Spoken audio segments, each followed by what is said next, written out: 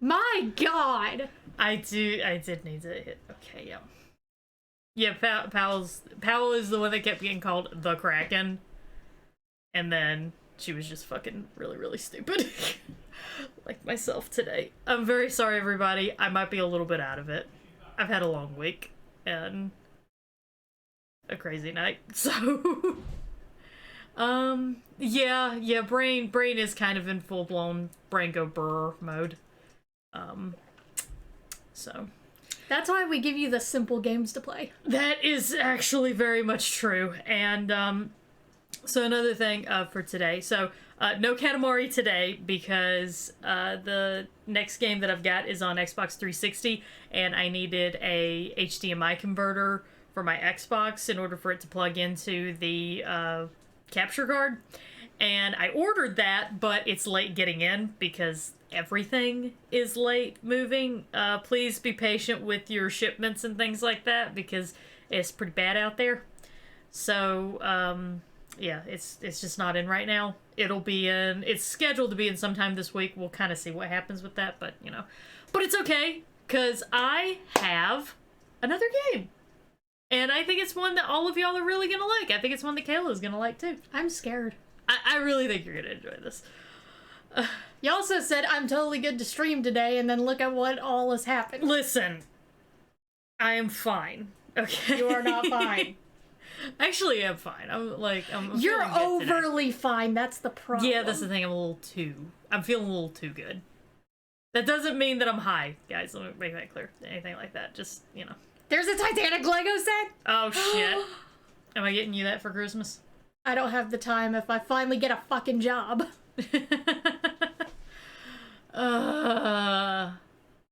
Anyway, let's, Kayla, would you like to share with everybody what our disasters for today are going to be, and then we will get into the game and let you get started? As soon as I add the Titanic Lego set to my Amazon Okay, Kayla's going to take a moment to do that. I'm gonna chat with y'all in the meanwhile.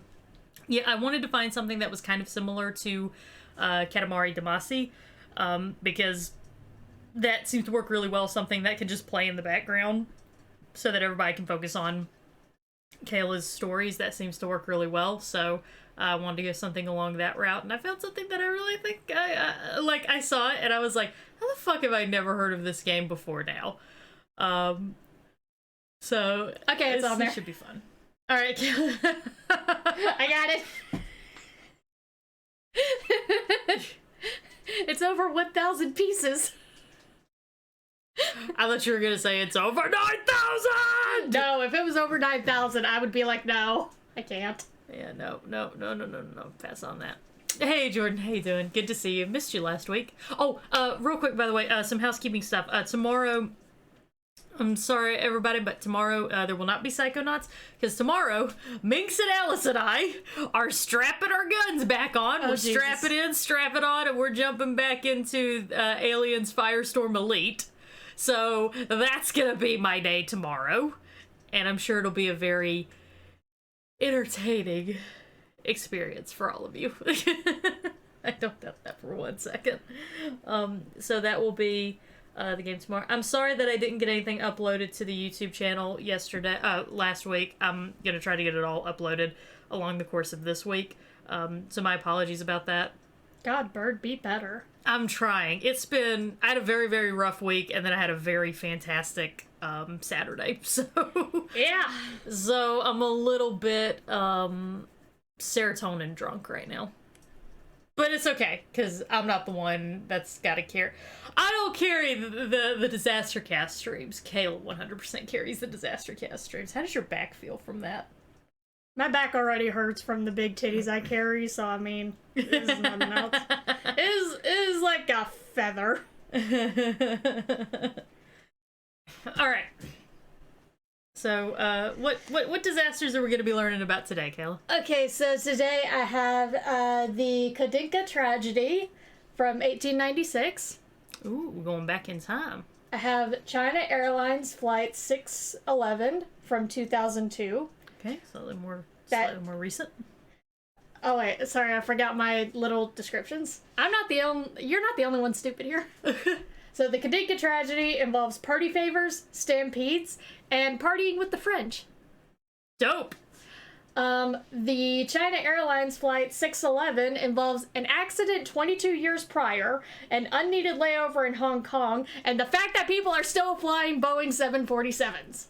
Our crusade against the Boeing 747 continues. If nothing else happens with DisasterCast, I'm gonna make you fucking terrified to go on a Boeing 747, which you should be.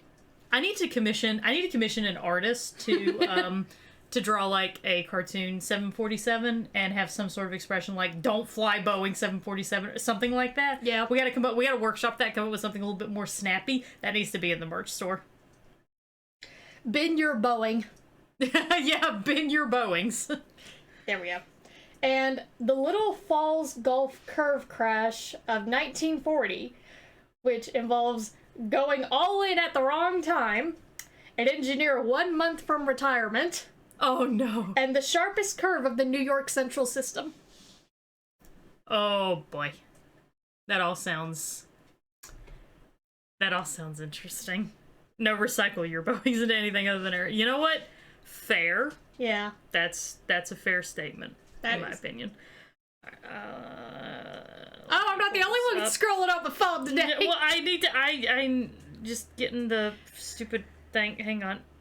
There we go. I needed to get chat up on my phone because it usually doesn't like disconnect and reconnect like my computer does because I keep my Oh, Raging, you would like the Kadinka tragedy? Kayla actually wants to do the Kadinka tragedy last because she has a lot of things to talk about with that one. I'm sorry. Yeah, but that's okay. That's okay. We'll get what we promise. We're going to get to it, Raging. We're going to get to it. We promise. All right, let me really quick. Let me get the game going, and then we will get started. Game capture.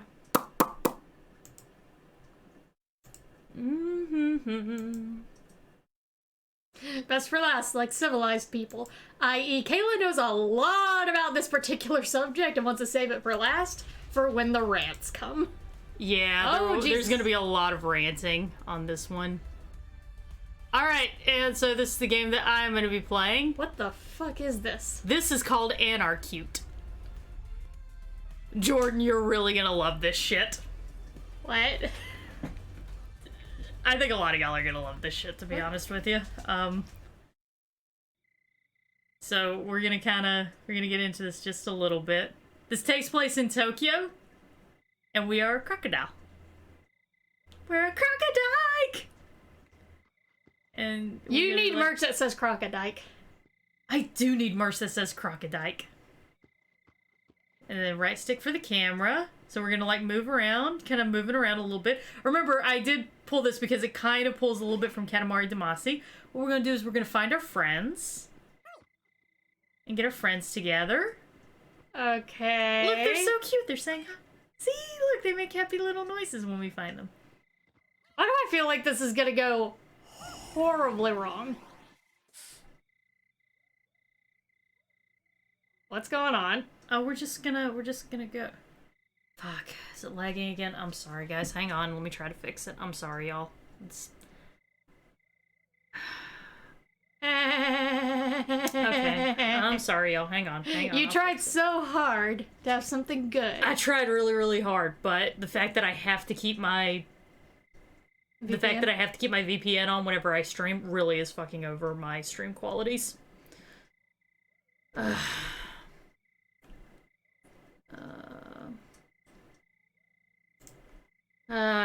Give me just a second, y'all. I'll be right back. Just 1 second. Alright, we should be back. Okay. Hang on. I gotta... Mode only off. And then subscriber off. Okay. Alright, we should be good now. Alright, we should be fine now. I apologize again, guys. They basically... Twitch reset all the stream keys for no reason that I could possibly discern. Definitely not because there were any issues or anything like that. Nah. It definitely had nothing to do with that. Nah. But they, they refreshed all the stream keys, and so I've had to reconnect everything. I've had to fuck around with all of my settings. It's been really, really annoying, I'm not gonna lie. but that's where we're at. So, my apologies, everybody. I'm gonna give everybody a minute to kind of get back in and be present. All right, people back. Okay. Folks back. Okay. Oh, wow. Oh, Lord, that number climbing. Okay. All right, we're good. All right. Okay. Now let's get back to this. So we got our little friends together. Oh no, we took down. Oh, that was. Why would rude. you do that? I'm sorry. I didn't mean to. Anyway, let's go see these guys. What y'all doing? You having a party? I want to join your party. What is going on? It's a party. We're having a party with signs and blackjack and hookers. See, we're just getting our friends together to have a big old party. Why are you destroying the town? Oh, no reason. It's party time. It's party time, everybody. Everybody come join the fun party. This reminds me of one of my absolute favorite games, Detroit Become Human. It's shut the fuck up. It's a big party. It's a big party that we're having, and we're getting all the people together. Press the V button to check the map. Look. Let's seize the means of production, comrades! Oh god. Oh, Riot time! Oh, Jesus. Oh god. A-cab! Aw. Whoops. Awful cartoon Titanic movie with the rapping dog. I know exactly what you're talking about. Izzy. Well. We're just gonna go to another place in Tokyo. I'm sure it'll be fine. I love how one of those things says McRiot. Anarcute. Time to riot! Okay. We're gonna riot. Okay, we're pretty well, that's basically the game. We're gonna riot as cute little animals. Check on your computer how I'm gonna kind of move around a little bit. Let me know how the stream looks. It is bad lagging. Refresh on your end. I'm refreshing. Fuck! I'm sorry, y'all. Do we need to play another game? You shouldn't need to. This game should be just fine.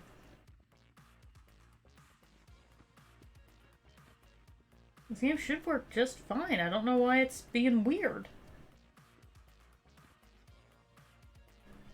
Is it lagging for y'all? I'm assuming it is because I've got really bad fucking... I'm sorry, everybody. What is going on? I don't know. Because some days it just decides, no, it's just gonna be hard to get along with. God damn it. Hang on, I'm gonna try to fix it. I'm sorry, everybody. I know this is not what you come here for. You come here for fun, not for this shit. Yeah, badly. Okay.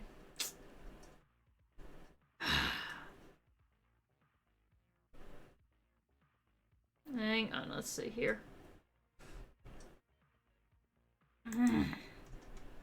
Gee, it's almost like resetting everything. Yeah, it's almost like resetting everything fucks everything up for everybody else. Thanks, Twitch. We're joking. We love you, Corporate Daddy. Yeah, we love you, Corporate Daddy. We're just kidding. This is...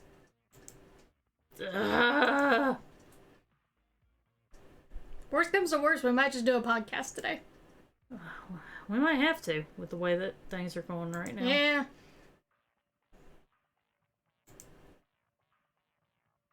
You know, some days are just... I mean, you're not wrong. Some days are just bad connection days. The thing is, it jumps up to where it's just fine. I mean, I do have everything recording. Let me be clear. I do have everything recording, and I am actually going to post shit this week. I mean, are y'all able to at least hear our voices fine, or is that lagging too? Just so I got an idea of, like, how bad it is, basically. Kind of watching this on Kayla's computer to see how bad it is. Yeah, once I get the game... I wonder if it's the settings in the game.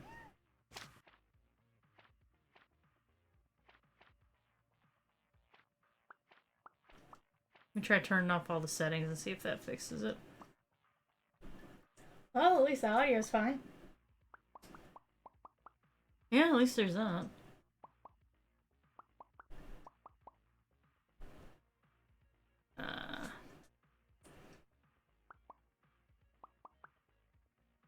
Come on. Just once. We'll try a different resolution, see if that fixes it. Again, I'm sorry, everybody. I'm sorry. I don't like it whenever my games do this kind of shit. I don't think anybody likes it. Yeah, I imagine not. Which kind of annoying me because I was pretty excited to play this. I was about to say. Okay. Alright. Is it still, Let me know how it is now. Might be a little bit better because I brought the resolution down.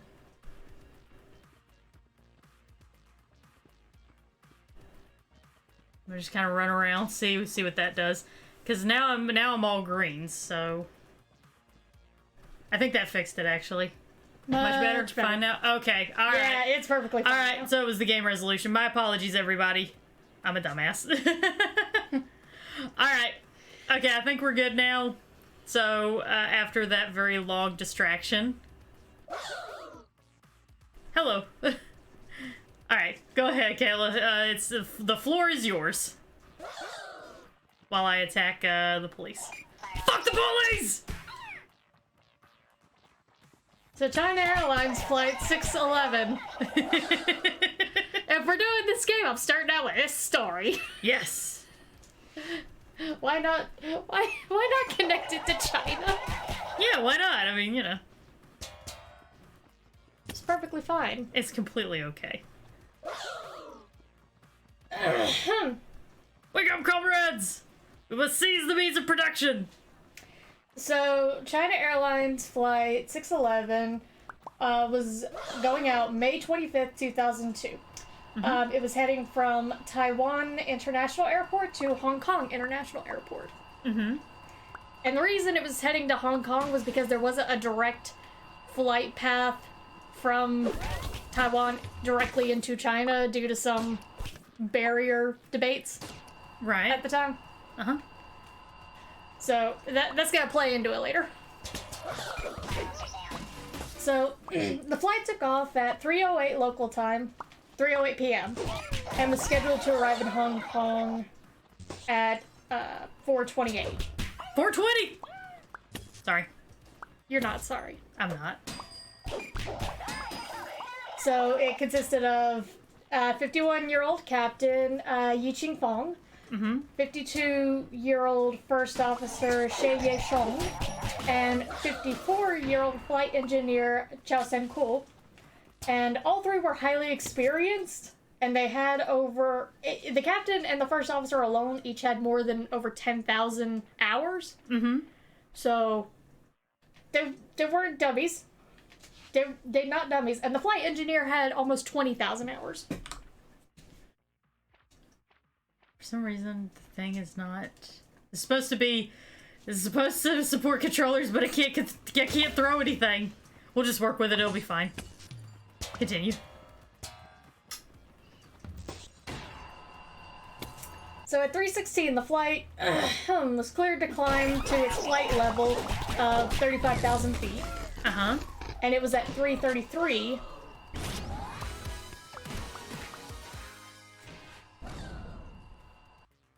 Liberated! The revolution begins, comrades! Okay, sorry. I know throw is right trigger raging username. It's not working, is what I'm saying. I'm aware that throw is right trigger. It's when I press right trigger, it doesn't do anything. Well, don't be a dick. I'm gonna be a dick. You're not allowed to be a dick. Anyway. So, anyway, as you were saying? At 3:33, the aircraft broke up in midair and contact was lost. Yeah, I imagine you're probably gonna lose contact when it breaks up. Yes. Are you breaking up with me? This isn't about you, Karen. It's always about me. My plane is falling apart. Our glorious leader shall save us all from the evil rioters. We shall save you all from the Antifa! That's literally what's going on. Don't you hang your head at me. This is literally what's happening. I'm going to hang my head. Is R2 still a rage trigger? Fuck off. So the answer is yes.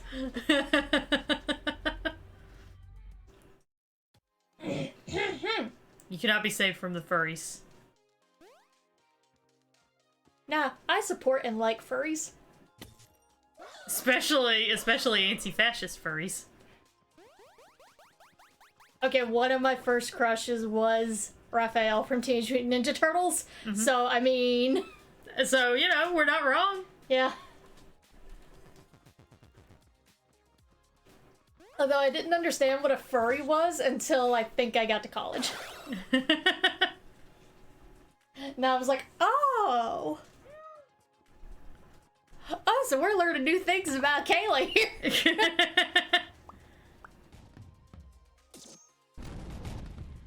Fuck yes. So what happened was... the plane basically falling apart was a result of fatigue cracking. So... What is fatigue cracking? It's whenever you don't properly fix something, so you keep using it and using it and using it, even whenever it's not at proper level to be used. Mm-hmm. So fatigue cracking is basically where it wears down enough that it finally falls apart. Like me. Or me. Like all of us during all of 2020 and most of 2021. Possibly 2022. Yeah. It's looking pretty good likelihood 2022 as well. I'm sorry, everybody. We're gonna be stuck inside for the next 4 years because of this shit. You know, I didn't want a remote job for the medical coding. Looks like I'm gonna have to do it, especially if everyone keeps getting on my ass! Yep. I'm sorry. Anyway. My shit. We're all going through some shit today, so... All of us are dealing with it, comrades. Mm-hmm. Oh god, we're all dealing with it. We are, yeah. So, what happened was... This particular plane, on February 7th, 1980, 22 years prior... Mm-hmm. The aircraft was flying from Stockholm to Toyan International Airport, and it was flying as China Flights 009. When it landed in Hong Kong, part of the airplane's tail had scraped along the runway. You don't want that happening. No, I imagine not. As a result, the aircraft was depressurized and had to be ferried back to Taiwan on the same day, and a temporary repair was done the day after. Okay. Temporary repair. Temporary repair? Temporary. Temporary? Temporary. Temporary. Temporary. Temporary, temporary. Throw the fucking car, you airy! Alright, we're switching to mouse and keyboard. Wow, this is just gone to shit. It has gone to shit in a handbasket, let me tell you. There. I threw it. So a temporary repair was done the next day, and a more permanent repair was conducted by a team from China Airlines, May 23rd through the 26th of 1980. Okay. Which should have just fixed the problem. No more issues, no more worries. But we're here, so... Yeah, but it clearly didn't! Yeah, so clearly more things happened. Mm-hmm.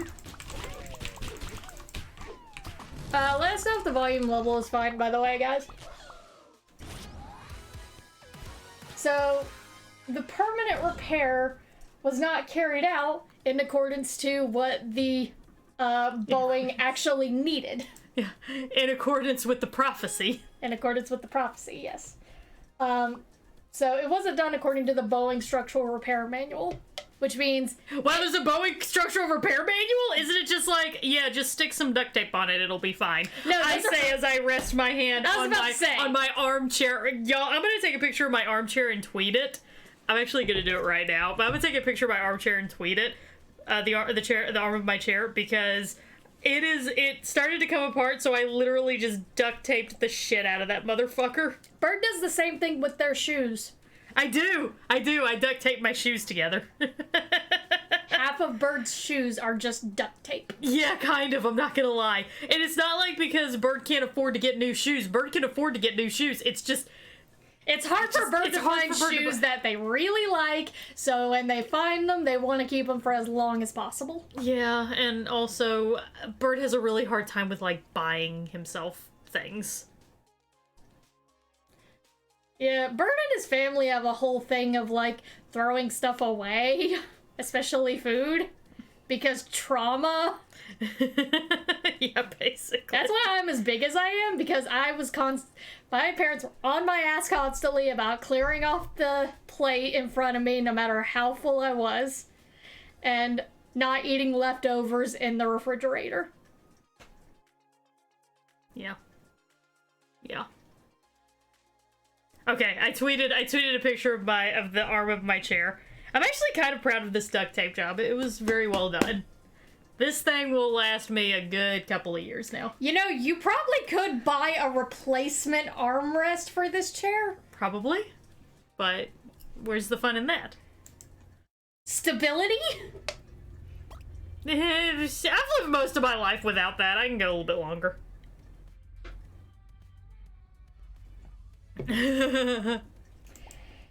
So the repairs could only be made according to the repair manual. The repairs could only be made by replacing the entire affected skin or by cutting out the damaged portion and installing a reinforcing doubler plate to restore the structural strength. What that means is you can't just weld this shit together. You gotta take out the entire thing and replace it entirely. Yep. You can't slap duct tape on it. You need a replacement part, just like Bird's armrest. It's a very good thing we talked about that. You're very happy that we discussed that? And now I am. Okay. Well, I wasn't before. Okay. She actually started hitting my armrest when she got to that part. I was just like, okay. So, yeah, rather than, doing what the manual said, the China Airlines team just put a doubler over the damaged skin. They literally put duct tape on it! They put duct tape on it. They put duct tape on it instead of replacing the actual thing, Bird. Replace the actual thing. But, where's the fun in that? Stability! That's my frenzy bar. It fills when I hit enemies. And when it's full, I can press left shift for a super stomp attack. Yeah, we're getting all kind of personal here, Jordan. Yeah, we kind of are, yeah.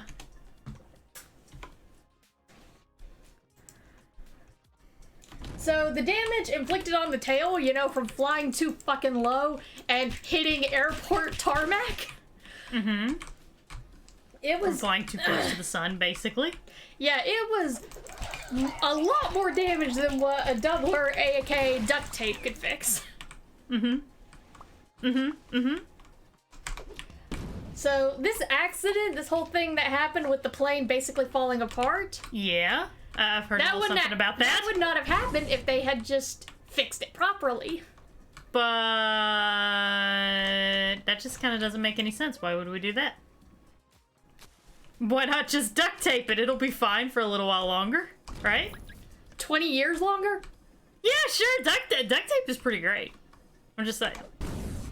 Kayla chose this story just to call Bird out. I kind of do feel like that, not gonna lie. No, it just happens to work out in my favor.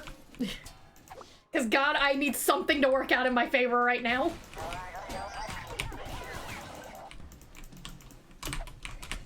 So, the doubler that was installed on the aircraft, in conjunction of not being what it was needed to fix the problem, it was too small. Oh, great. It was bird-sized. Fuck you. Get to 5'5" and then say that.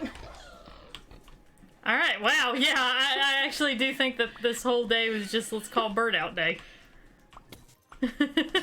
You're too high on serotonin to care too much. I mean, I kind of care. No, you don't. I kind of do. No, you don't. No, I don't. You're right. You're very much correct. So on top of the regular damage to the tail end of the plane, there were also a whole bunch of scratches on the plane, right where the doubler was going on.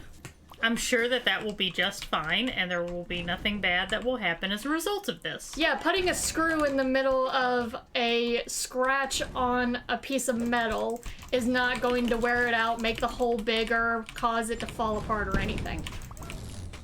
No, not at all. Everything will be fine. Yeah, Bird, I refer to your expert hardware skills.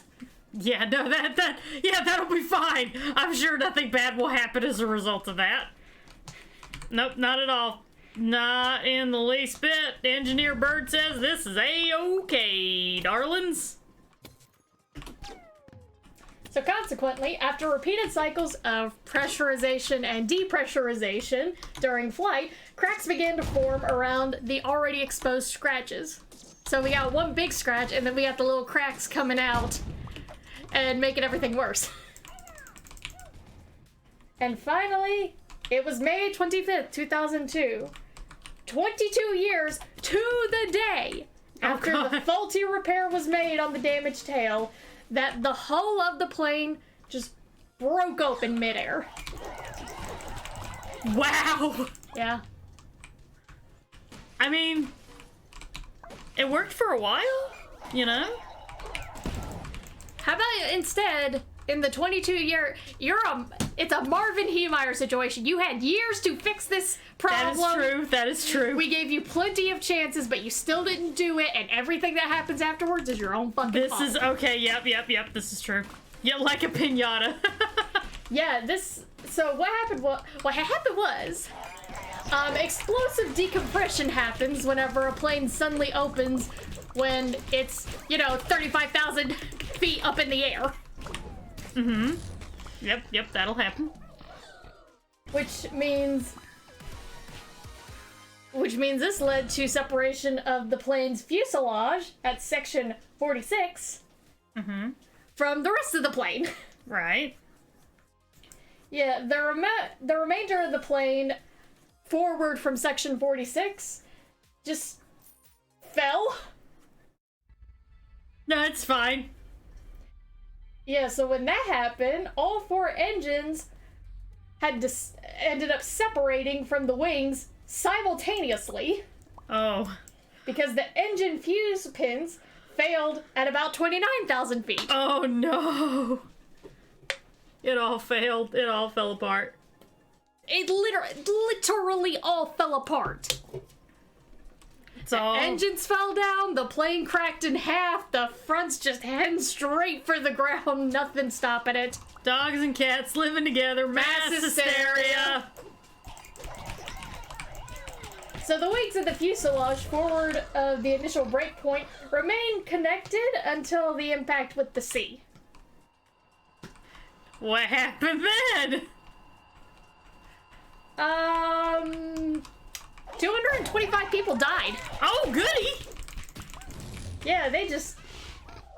Bloop, bloop, bloop, bloop, bloop. And you know the diagrams of exploited devices that show you all the parts separate? Yes! This is literally that. It's like that. If somebody had thought to take a picture of it, they could have used that to tell you all the parts of a Boeing 747 and why they all suck. Spin your Boeing. Spin your Boeings, everybody.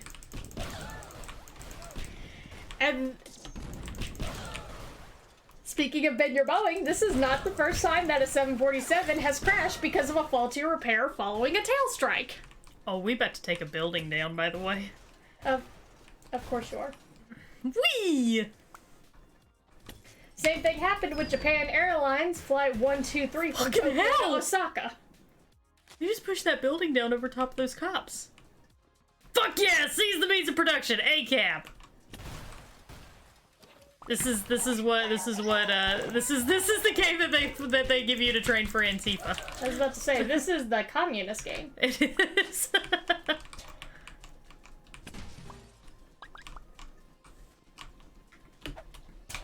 So Yeah, the doubler plate not being installed properly caused the entire plane to fall apart. Great. Yeah. No, everything's fine. Yeah. Everything's fine.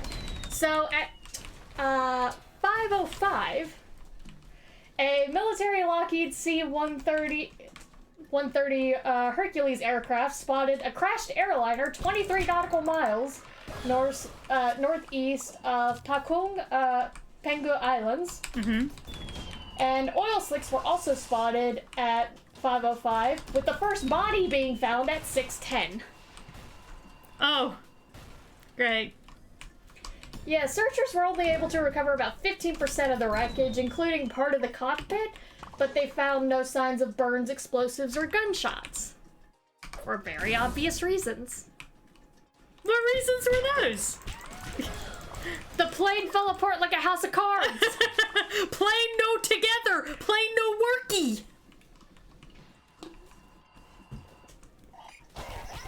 These people would have been safer flying on the back of a large lawn dart. Sorry, that made me laugh. That was a good one. I mean, they would have. Probably. At least a lawn dart, you know that's hitting the ground.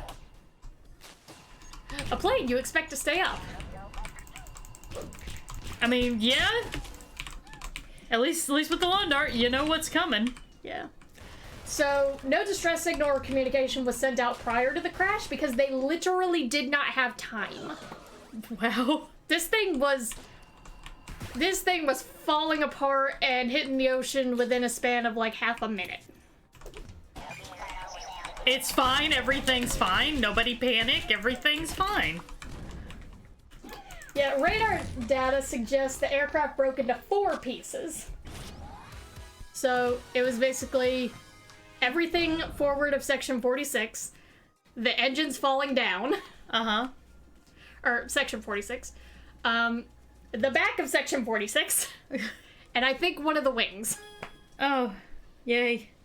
Bloop. Just fall in the ocean. Bloop. Disrupt that aquatic life. I'm sure they'll be fine with that. You know what? Yeah? How pissed off do fish get whenever an airplane suddenly lands in their space? Oh, you just know it's one of those, it's like that shit where in the sitcoms when they have a running gag, like Family Guy or something, they got like that running gag, and it's like, all right, there we go, I have fixed all of that. Here are all of my beautiful glass crystal goblets next to the china stuff, and all of this with my beautiful hemophiliac baby. And then the plane. Yep. This is terrible, but I just got this image of like Wile E. Coyote and yes! The Acme plates would come apart like that for Wile E. Coyote. Yep.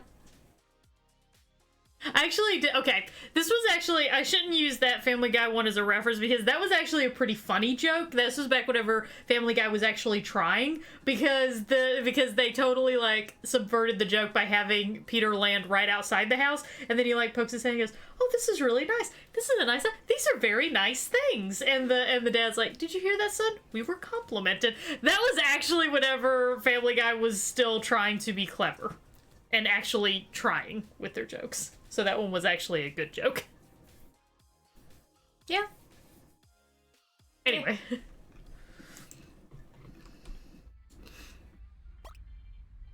So, the theory that the plane had broken up into 4 pieces was supported by the fact that some lighter articles that would have been found inside the aircraft ended up 80 miles from the crash site at villages in central Taiwan. Oh, I mean, it's fine. Sometimes, things just kind of... Imagine you're in a village in Taiwan, you just look up at all these magazines, some passports. It's just like, what the fuck is that? Photographs, money, safety cards, and a pillowcase, a blood-stained pillowcase.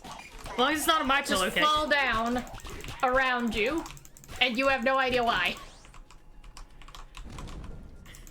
It's a my pillowcase, and you're just like, yeah, that checks out. Yeah. Do my pillows have a designated pillowcase? I feel like they do. I don't know. Go check Grandma's. Yeah. We don't talk about that. So the plane was supposed to be leveling off around the time it turned into Lego pieces and fell apart. Mm-hmm. And shortly before the breakoff, again, two of the aircraft's four engines began providing slightly higher thrust, which was later found to have been within the normal ranges of deviation. Mm-hmm. So two engines were going slightly faster, but they were also rattling. Which is fine. Yeah, it's funny. It's like the sound of my car that I ignore. Is there a sound in your car that you're currently ignoring? No. Are you sure? I don't have any money to pay for a repair, okay? Oh boy. So all four engines were recovered from the sea and found not to have suffered any malfunction prior to the crash. Literally just the bolts attaching them came off. I don't have enough people to free you. I'll be back, comrades. We shall free you. Yeah, I've heard that from a man before. We'll be back.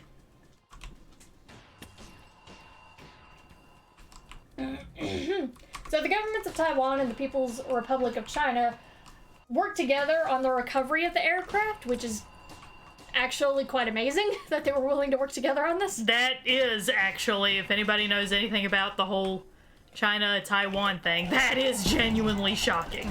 Yeah, the Chinese allowed personnel from Taiwan to search for bodies and aircraft fragments in the parts of the Taiwan Strait controlled by China. Huh. Yeah. All it takes is over 200 people dying. I guess so. Okay, then. China Airlines also, they went about with the identifying passengers that they were able to recover by having family members of people who were on the plane submit DNA samples so that they could test them and make sure that they were correctly identifying their family member.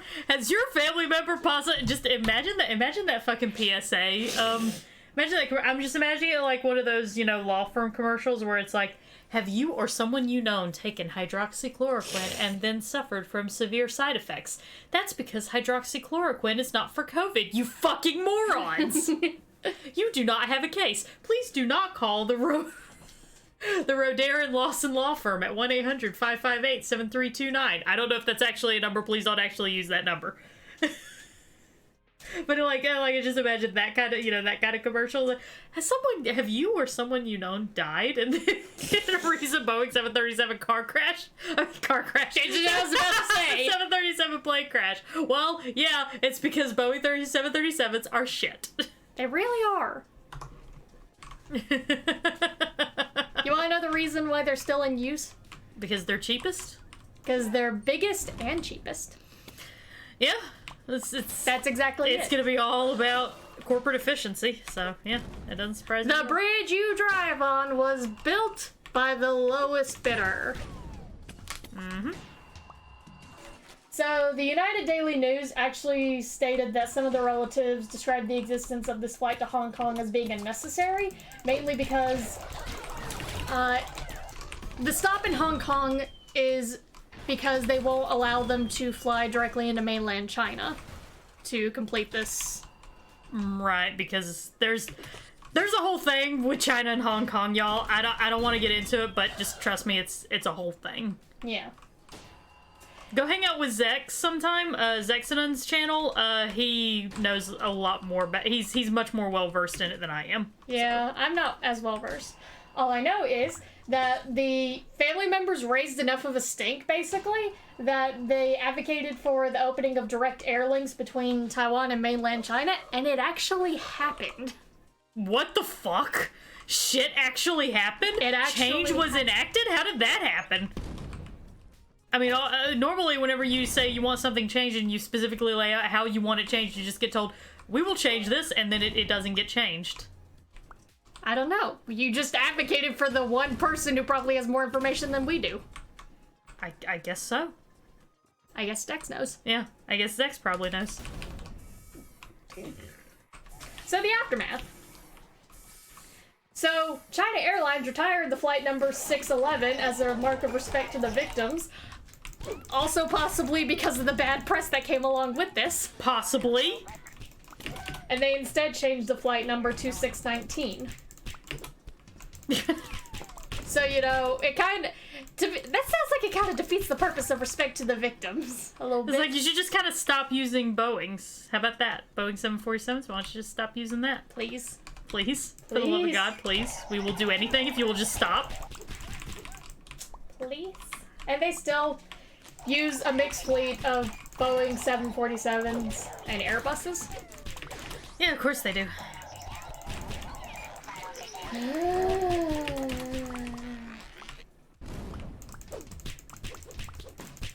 So that's the story of China Airlines Flight 611. As we destroy the Brainwash Patrol. Yeah, so, a repair that should have been done correctly was not done, and 22 years later, 200 people died because of it. What did we learn today, kids? Don't put that shit off. How about We're gonna plant a don't bomb use now. duct tape to fix your problems? Nah, I don't think that's the lesson to take away here. The lesson to take away here is duct tape is the best. It's the best until it kills 200 people. But it's the best at killing 200 people. Under the right circumstances, I feel that I could kill 200 people with a roll of duct tape. I'm gonna take away all of your rolls of duct tape. Please don't. It's all I have to live for. George's like, Kayla, what was that about your car again? Hey, Bird can afford to buy duct tape. I can't.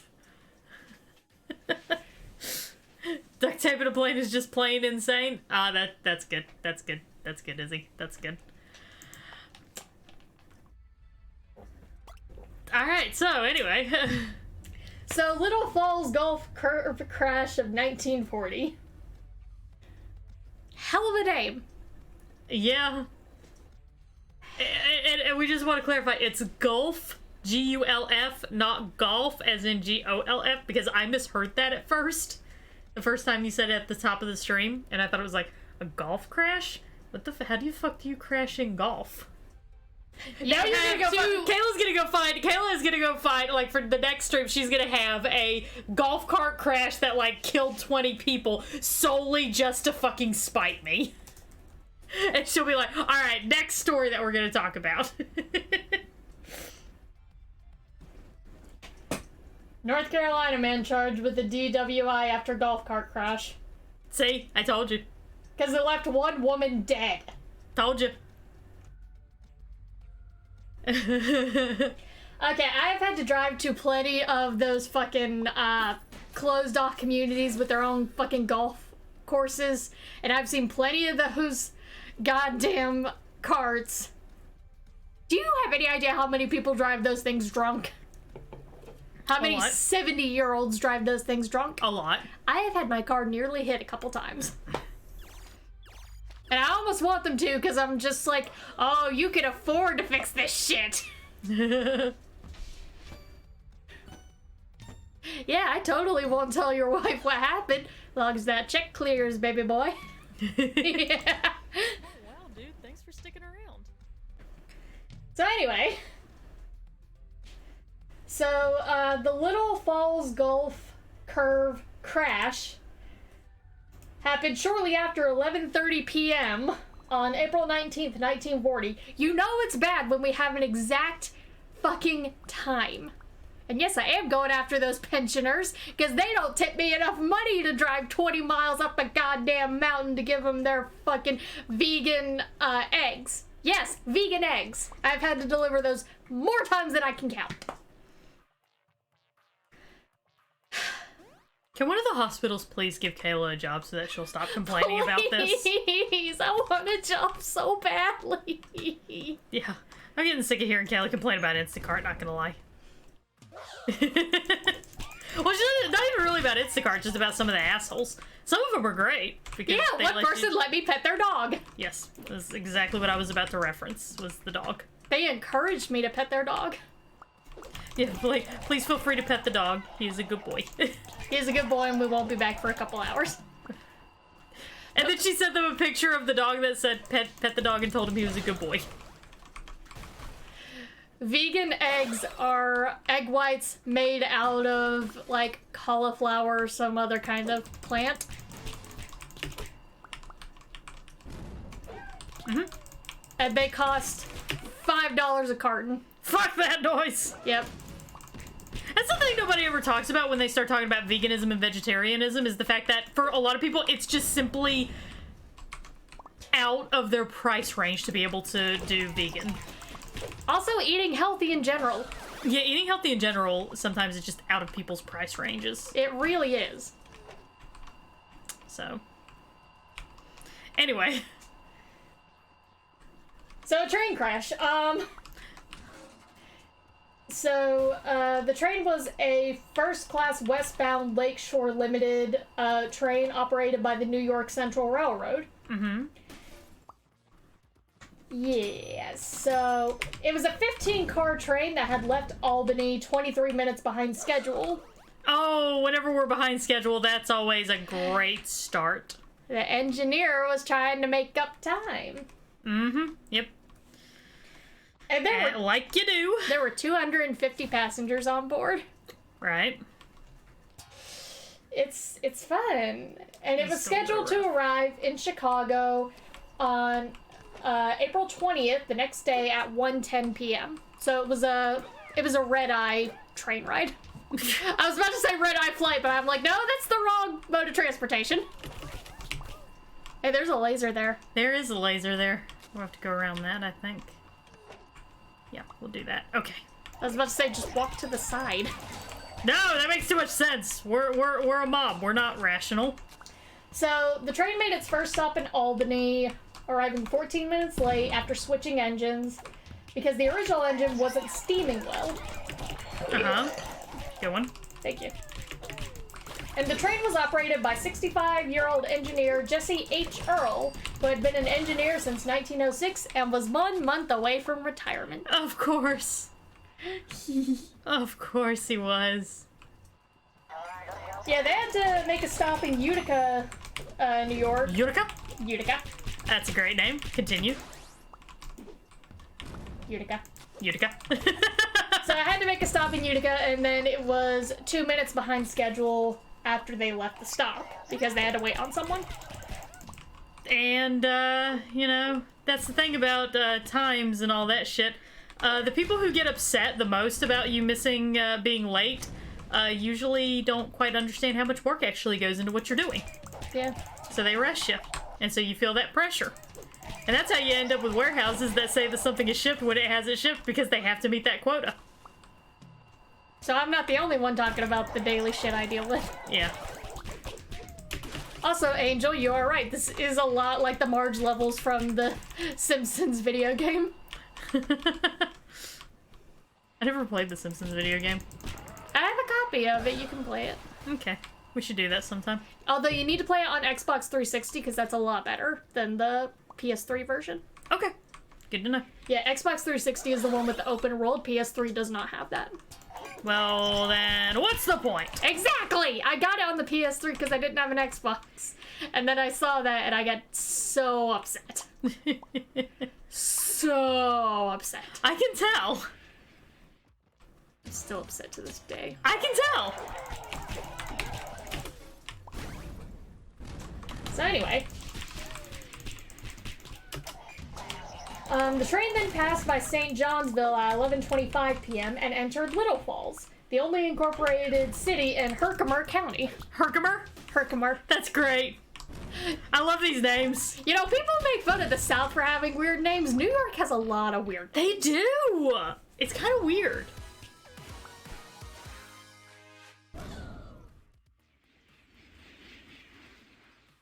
We're free. Liberated. Liberated, comrades. So anyway, so they're rushing along, which is not a good idea. Yeah, so this accident happened 2,895 feet east of the Little Falls train station, where the tracks run parallel to the north side of the Mohawk River. Or right near a river. Oh boy, rivers. Always the best thing whenever you're on a speeding train. Yeah, so the tracks running parallel is called the Gulf Curve, the sharpest curve in the New York Central System, which has a 7-degree bend, and the speed limit is 45 miles an hour. So it's exactly like whenever you're driving up a mountain and they say sharp curve ahead, lower your speed. Like, yeah, they're not telling you that just for funsies. Yeah, you actually need to do that because otherwise your car is either going to go sideways from the speed it's going, or it's just going to fall off. Mm-hmm. It's called undertow. I didn't know that was the actual name of it. Mm-hmm. I learned something. Mm-hmm. That's what happened to the Costa Concordia. You alright? Aha! What the... I hit the tank. I hit the tank with its own thing. Okay. So let's talk about the train itself for just a second. Okay. So it was being pulled by a 316,000-pound steam engine. It was pulling, let me see. Sorry. Oh, you're fine. It was pulling 14 cars, most of which were sleeper cars because, again, this was a late night train ride. I had to correct myself again. Oh yeah, Truth or Consequences, I think it was either Texas or Arkansas. It's where that guy who had the torture chamber trailer was. Okay. Sorry, I went off. That's okay. Woo. So all of the 15 cars were standard heavyweight, aka all steel cars. Yep. Makes sense. Which is gonna make it a lot worse whenever you're taking a sharp curve and you're not lowering your speed.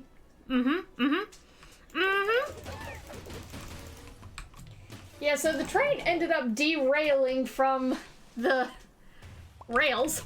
It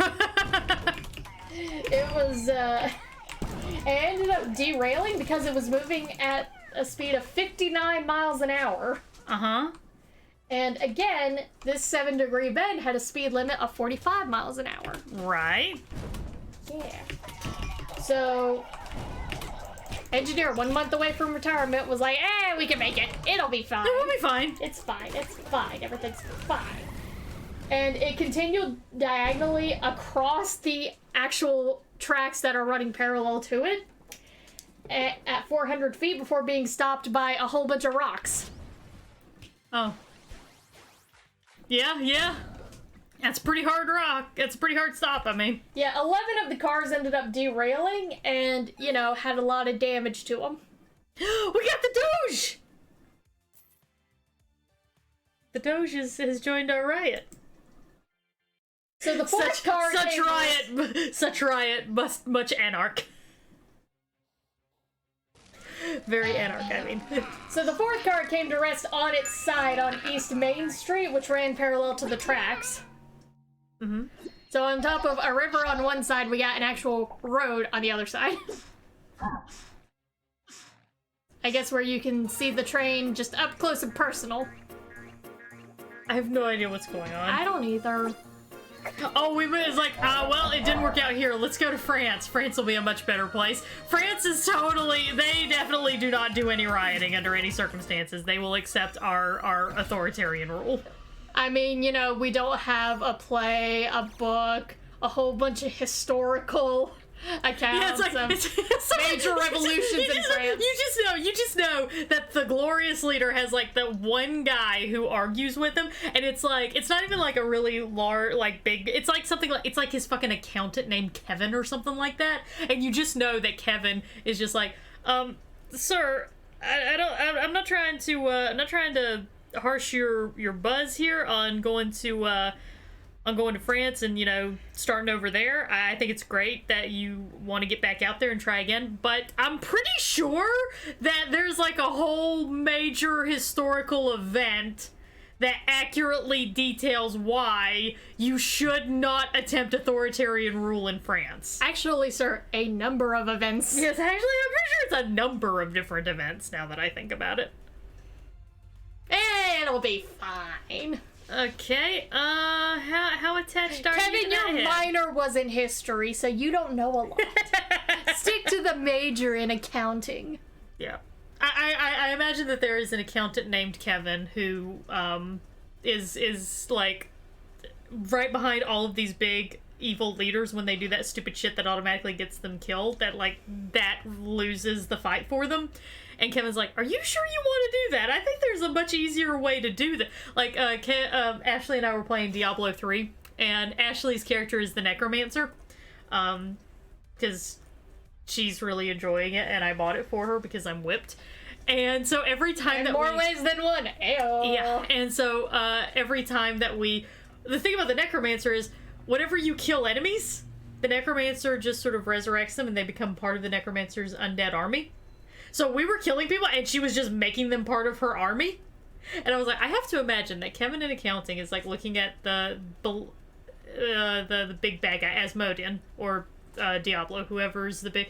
I get my lore confused. I don't really care that much about the lore. It's like, whoever is the big baddie in this game, looking at that guy going, maybe we should not do this, because every time they kill someone, they become a part of her army. So maybe this is a bad idea. So you're Phil in Hercules saying, would you quit it with the head slicing thing?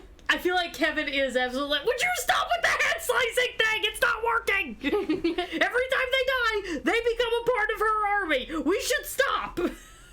We should come up with another plan.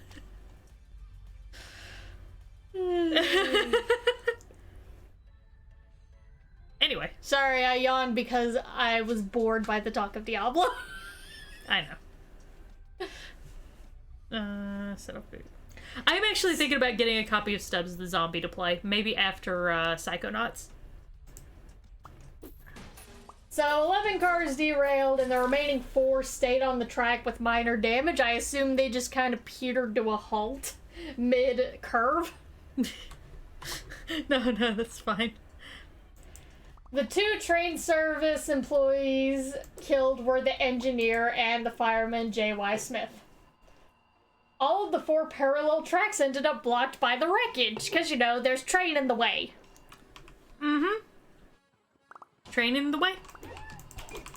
And we got another train hallmark of disaster. Engineer's boiler exploded upon striking the rock wall that stopped them. Yep, that sounds about right. Which ended up sending steel and metal fragments a quarter mile away.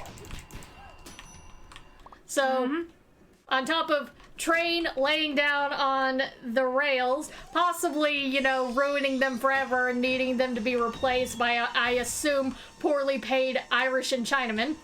Now we got a fucking explosion, too. It'll be fine. I don't know what you're worried about. A little explosion never hurt any trains, right? We don't have an entire series that says that it very much does. Yeah, sure. Excuse me. Somebody please think of the children. Those children were probably dead. Probably.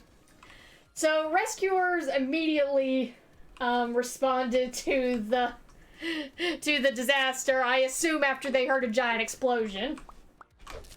Probably. And because, you know, 1940, they had to use bonfires for illumination to be able to see what they were doing. Oh, I didn't know that. They had to use bonfires, and they had... You know what's a great thing to add to this? More fire.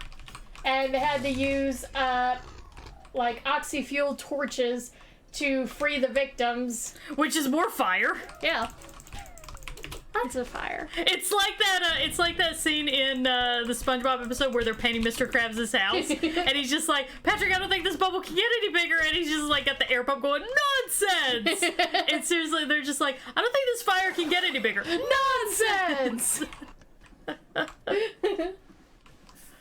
Oh, goodness gracious. So, on top of all the fire that they're bringing in, it was also raining. All the fire that they're bringing in. It was raining, and it was also April, so that rain turned into sleet, and that sleet turned into snow, because they were working through the night. Yep, that's gonna be a whole thing. So I don't think the people who were trapped in there were entirely upset about all the fire in tandem with all the snow that they were being possibly buried in. Yeah, It's like, can we use the fire to melt the snow? Well, then we'll all just drown. Yes, but at least we won't burn. So they were sending injured to local hospitals in Little Falls, Frankfurt, Herkimer, Utica, and Ilion. And they were sending everyone else to hotels, private homes, and churches so that they could, you know, I assume deal with their PTSD in their own way. And it's just like, y'all just deal with this. It's fine. It's fine. Everything's fine. And yeah, the New York State Police actually estimated that about 4,000 people in total converged on the scene to help out. So, you know, there's a little bit of... You know, the sad thing is, like, we're sitting here going, well, you know, at least there's a little bit of good news. But we all know that in the episodes where, you know, the indomitable human spirit comes forward and helps save people, and all these people just come forward and risk their lives for complete strangers, even though they don't have to, and it's this beautiful moment. We just know, oh, so nobody is gonna face any consequences for this, because that's usually how that plays out. So the wreckage blocked vehicular access to the crash site, so rescuers had to take a 3-mile detour between the site and a hospital half a mile away. Mm-hmm. They were getting their steps in. And at the state capitol of New York, Governor Herbert... Hold on, I gotta stop you, because I need to make a Winona Earp reference. Nicole has joined the riot, Jordan. We now have frogs. Nicole has joined the riot. Okay, continue. I don't think I want to after that. I went like 2 weeks without making a Winona Earp reference on stream, so... So Governor Herbert H. Lehman directed state police and public works employees to, quote, give all possible aid. And I'm just like, what more can they do? Yeah, just like, it's like standing outside of like a teenage boy's bedroom being like, beat that beat, beat that beat. And he's like, I am. Like, we're already doing that. You're not helping. In fact, you're kind of making this more difficult. So the last body wasn't pulled from the wreckage until April 21st, about 2 days after the wreckage happened. Yep. Yep. Yeah. Yep. So, obviously, as a result of this, dozens of other trains were delayed for days and even weeks afterwards because of the wreck. And the site had to be bypassed by routing trains over on 2 different tracks. Because, you know, all steel carts left on the tracks. Yeah. So, a total of 26 passengers, 2 Pullman porters, 1 train porter, and 2 train service employees ended up dying. Mm-hmm. While 47 passengers, 1 Pullman porter, 2 dining car employees, and 1 other employee were only injured. Oh, well, that's nice at least. Yeah, it's nice. Out of a total of about... Okay, we got 31 deaths out of about 250 passengers. I mean, that's genuinely not bad, all things considered. It really isn't.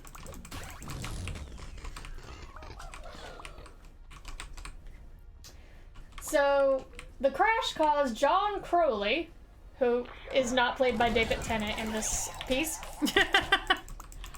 publisher of the local newspaper, the Little Falls Evening Times, to advocate through the paper's editorials for the elimination of the sharp curve. Hey, you in the press, get the people to make enough of a stink to get rid of this curve. Oh, shit. The riot is over.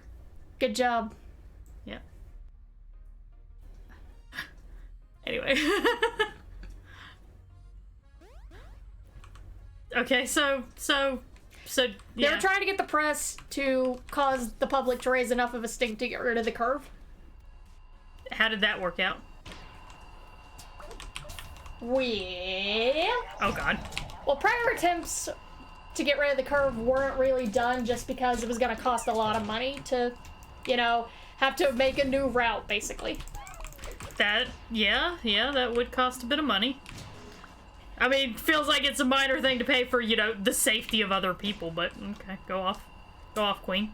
So, it actually did work. So, wow.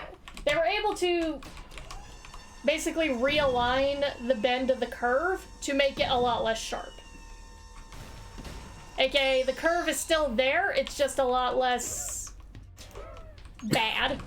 So trains could go their normal speed when going through it, instead of having to reduce everything. So, you know, if someone tries to make up for lost time because of their quota, which they will, then it's not going to be as bad. Okay. So, alright, so a little bit of improvement. That's nice. That's nice, that. Yeah, it was fine. It just took them 14 months to do it. Which means that section was closed off for 14 months. Trains were delayed for quite a while. Even Mussolini couldn't make those trains run on time. No, the amount of corruption here was not good enough.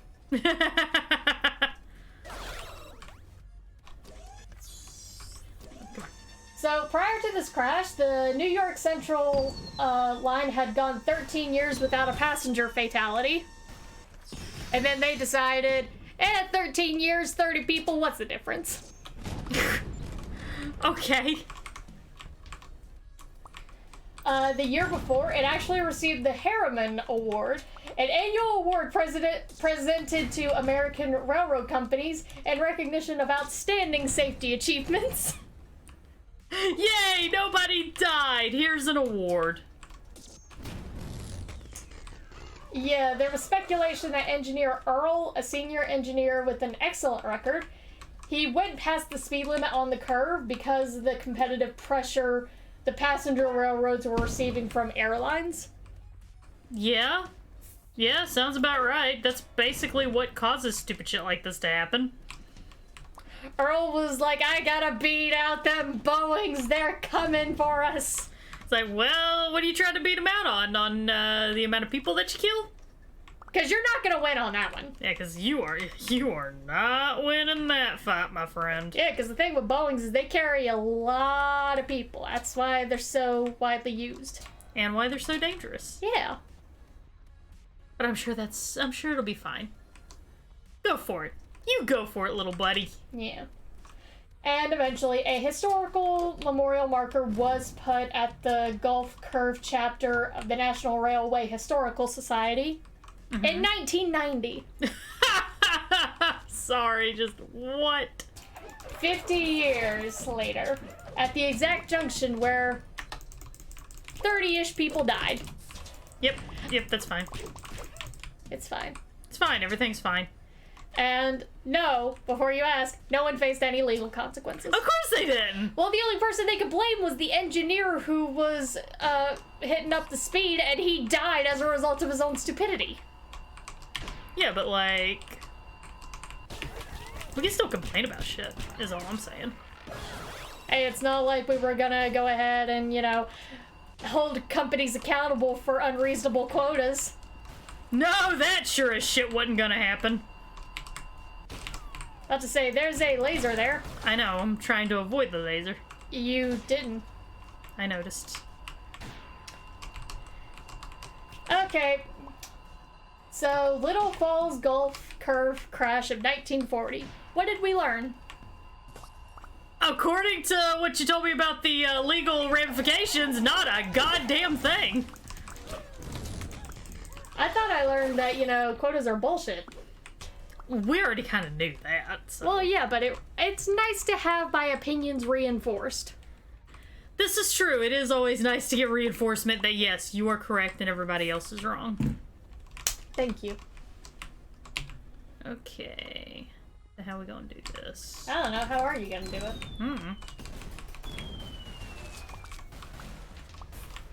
So, the Kadinka tragedy. Oh boy, here we go. Yay! Kayla's very excited about this, which I'm glad, because, you know, we got some time left, so... So, the Kadinka tragedy was a tragedy that occurred at the coronation of Czar Nickolas II of Russia. Before we go any further, we're gonna make one thing fucking clear. Yes, two things we're gonna make fucking clear. Yes, Tsar Nicholas of Russia was the one who was killed during the Russian Revolution, number one. Number two, Anastasia did not survive the coup. She did not survive the murder of her family. We're gonna make that extremely clear. I know people are like, oh, but what if she didn't? She died. All of them died. It was either she or Olga that was the last one to die, because she had been shielded enough by the bodies of her other family members that she was able to sit up after the massacre and start screaming her goddamn head off at the sight of her family being killed. That eventually freaked out the guards enough that she was shot in the head and double tapped. Yeah. Also, Nickolas was a dickhead. He was a stupid asshole who couldn't make a goddamn decision to save his life. My God. I have read so many books. I've seen so many series. I have another book that I'm currently reading about Nickolas. I'm gonna be the person that makes a controversial statement, though, and say that as much of an asshole as Czar Nickolas was, and he very much was an asshole, and we do not stand Czar Nickolas in this house, his children did not deserve what happened to them. No, his children did not at all deserve it. He and his wife were dumb bitches. Yeah. His kids did not deserve what happened to them. No. I will be the person who says that. That one I will agree with. However, that being said, Anastasia is not alive. No. Let's make that super fucking clear. No, the one person who was the most famous impersonator of Anastasia was not Anastasia. Yeah. It was later proven. So. Anyway. So the Kadinka tragedy. AKA one of the big reasons why Czar Nickolas is an asshole.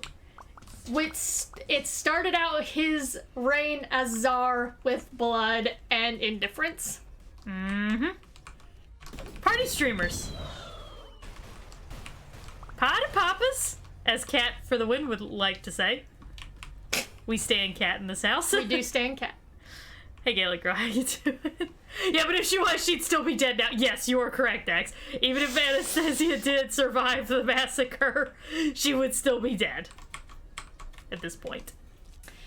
So there was going to be a celebration in the Kadinka fields in Moscow, Russia, in late May of 1896. And this was to commemorate the coronation of Tsar Nicholas and his wife, and his wife Alexandra as Tsar and Tsarina of Russia. That is legitimately what they are called, everybody. Famously, the last Tsar and Tsarina of Russia. So if you ever want to hear TERFs complaining about pronouns, just look at him and say, Tsar and Tsarina, bitch. Anyway. His wife, Verb.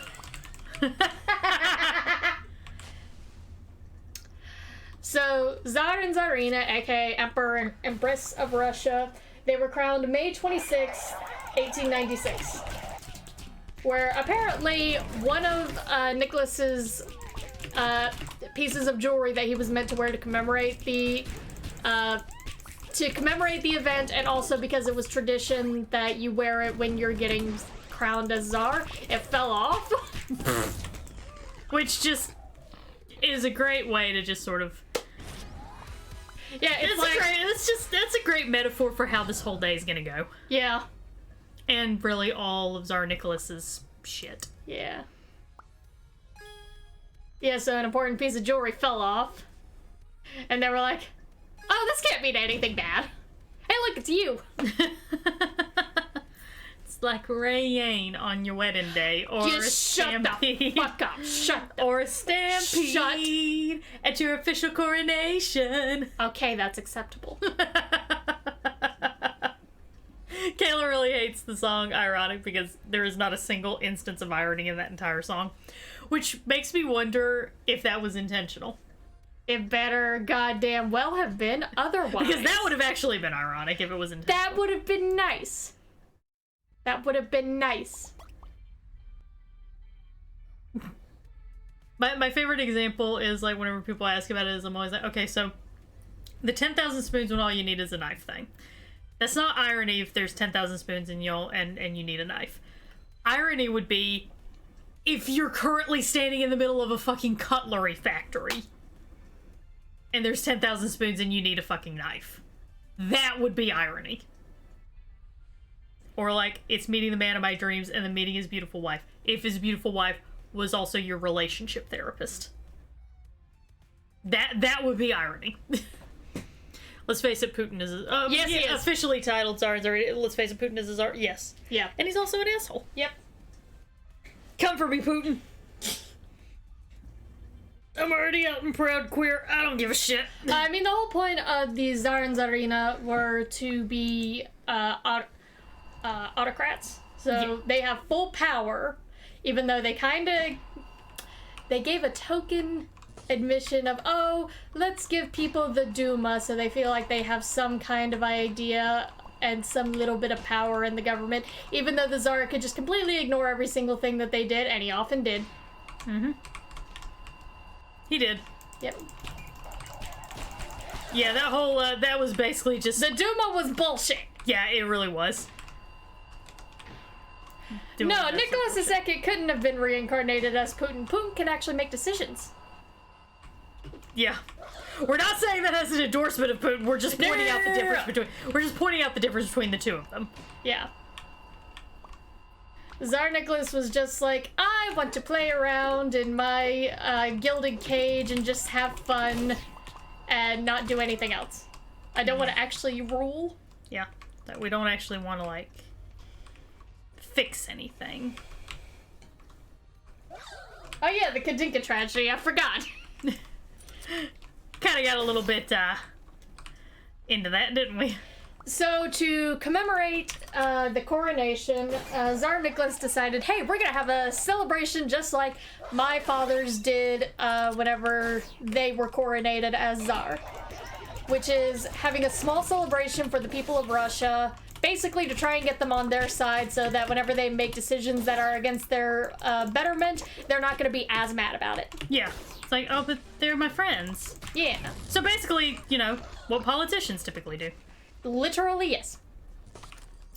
So Tsar Nicholas decided instead of the more commonplace area of Moscow where the celebrations were commonly held, he's gonna do it in the Kadinka fields because he's like, oh, we're gonna have, these a huge banquet to give out free food to all the peasants and give them donation gifts and coronation gifts like mugs and sweets and stuff. Which, for a starving peasantry, that sounded fucking awesome. Speaking of starving peasantry... Yeah, that's an important thing to remember. During all of this, the Russian peasantry are fucking starving. I think, like, 3 weeks worth of paychecks could maybe buy you a loaf of bread if the inflation hadn't caught up. Yeah. Yep, pretty much. It's not like, oh, I haven't eaten anything since last night and it's like 3 p.m. Not that kind of starving. I have not eaten literally in days. So Tsar Nicholas decided, you know what, I'm gonna put my uncle who's been in these politics and shit and help my father with his reign, I'm gonna have him take care of this whole thing. Mm-hmm. His uncle, who famously hates the peasantry, thinks we don't need to do anything for them, they're just gonna listen to... Yeah, they'll just do, because they'll do whatever ordained. the Tsar says because he's Tsar. Yeah, we're ordained. You gotta remember, the Tsar mindset was, we are chosen by God. Yep. It's not only just to lead Russia, it's to be the father of Russia. Yep. That's really important. I feel like that's extremely important clarification that needs to always be made with shit like this.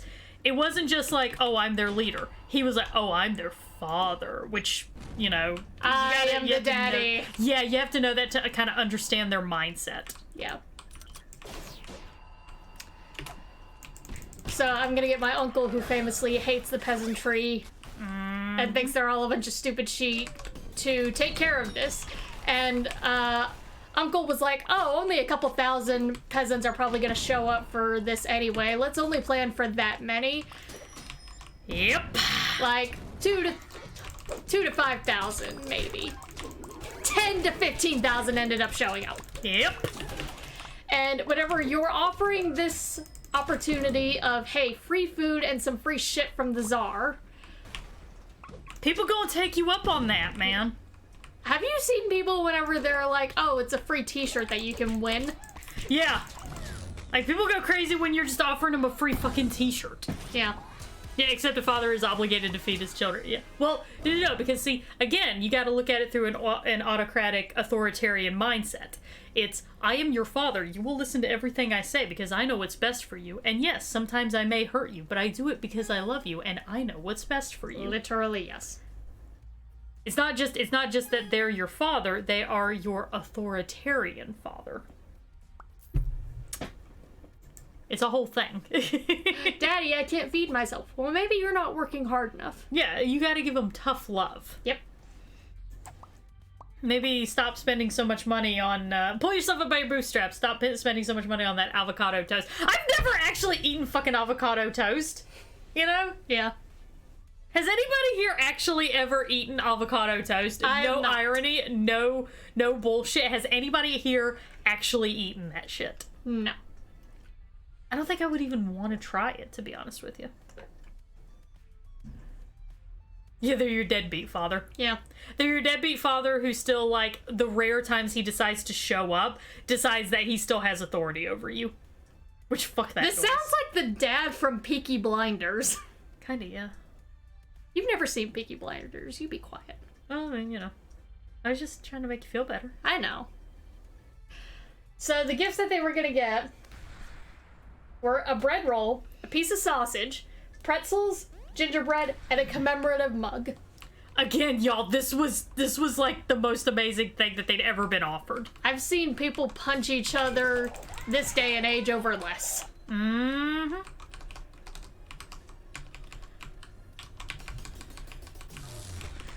There we go. Okay.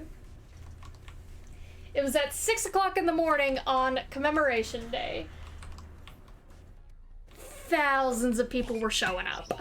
Way more than what was expected. Across these fields that were typically used for military exercises. Now, Bert, you have been to camps where you guys have done, like, ROTC exercises. I have been to ROTC camp, yes. Sometimes I'd like to forget that, but I have been there. And you have also done marathons with obstacle courses? Yes. Yes, I have done that. With obstacle courses and on different varying levels of grass being used for the run itself. Yes, I have done that. What does a whole bunch of people walking and or running on grass do to it? Flattens it, makes it soft, and kind of, especially if there's been any moisture. My experience with it is if you're kind of in the back of that big old marathon thing that you're running, there's been a lot of people ahead of you, especially if there's been any recent rain or anything like that, ground gets kind of soft. You kind of get a little bit stuck in place, and you can't move quite so fast, and then there's kind of a wave of people coming behind you. How about early in the morning when there's still dew on the grass? Oh yeah, you're gonna slip and you're gonna fall. And on land that's been previously used for military exercises, so a lot of people have been running and working. That's some crumbly ground. So what do you think? Just throwing a few planks of wood on top, some areas where it gets particularly low, you think that's gonna fix everything and make it fine for the peasantry? That wouldn't have made it fine for any of the marathons that I've run, and those marathons were only... Those weren't even 1,000 people. Those were just a couple hundred people. Yeah. So, no, that's not gonna work. Yeah, so they had, as Izzy puts it, dirt pudding to work with. Mm-hmm. And again, Nicholas's uncle... I keep wanting to call him Nikocado Avocado. Nikocado's uncle, I believe his name was Sergei. Because of course it was. Of course it was. He's like, oh, we'll just slap some planks on the ground. I don't even think it was him. It was probably some of the military officers who were setting up everything. Were just like, set some planks down on the wood. Yeah. Or on the grass. I don't think Sergei even thought that much about the peasantry. Yeah, probably not. It was probably someone else who thought of just putting some planks of wood or some pallets on the ground to help out. Yep. So they did that. Mm-hmm. It did not work. Shocker! You know what it did?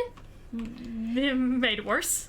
It made it so if enough people stepped on it, not really thinking about where they were going because they were more focused of, oh god, food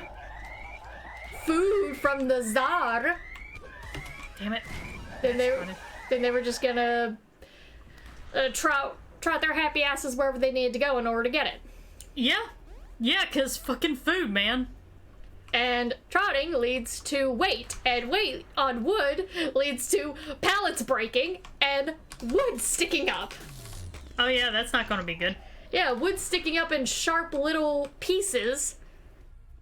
And also people falling into the holes that are consequently created, and everyone else is trying to rush to get those free gifts, and they don't care, and they will stomp on a bitch. Mm-hmm.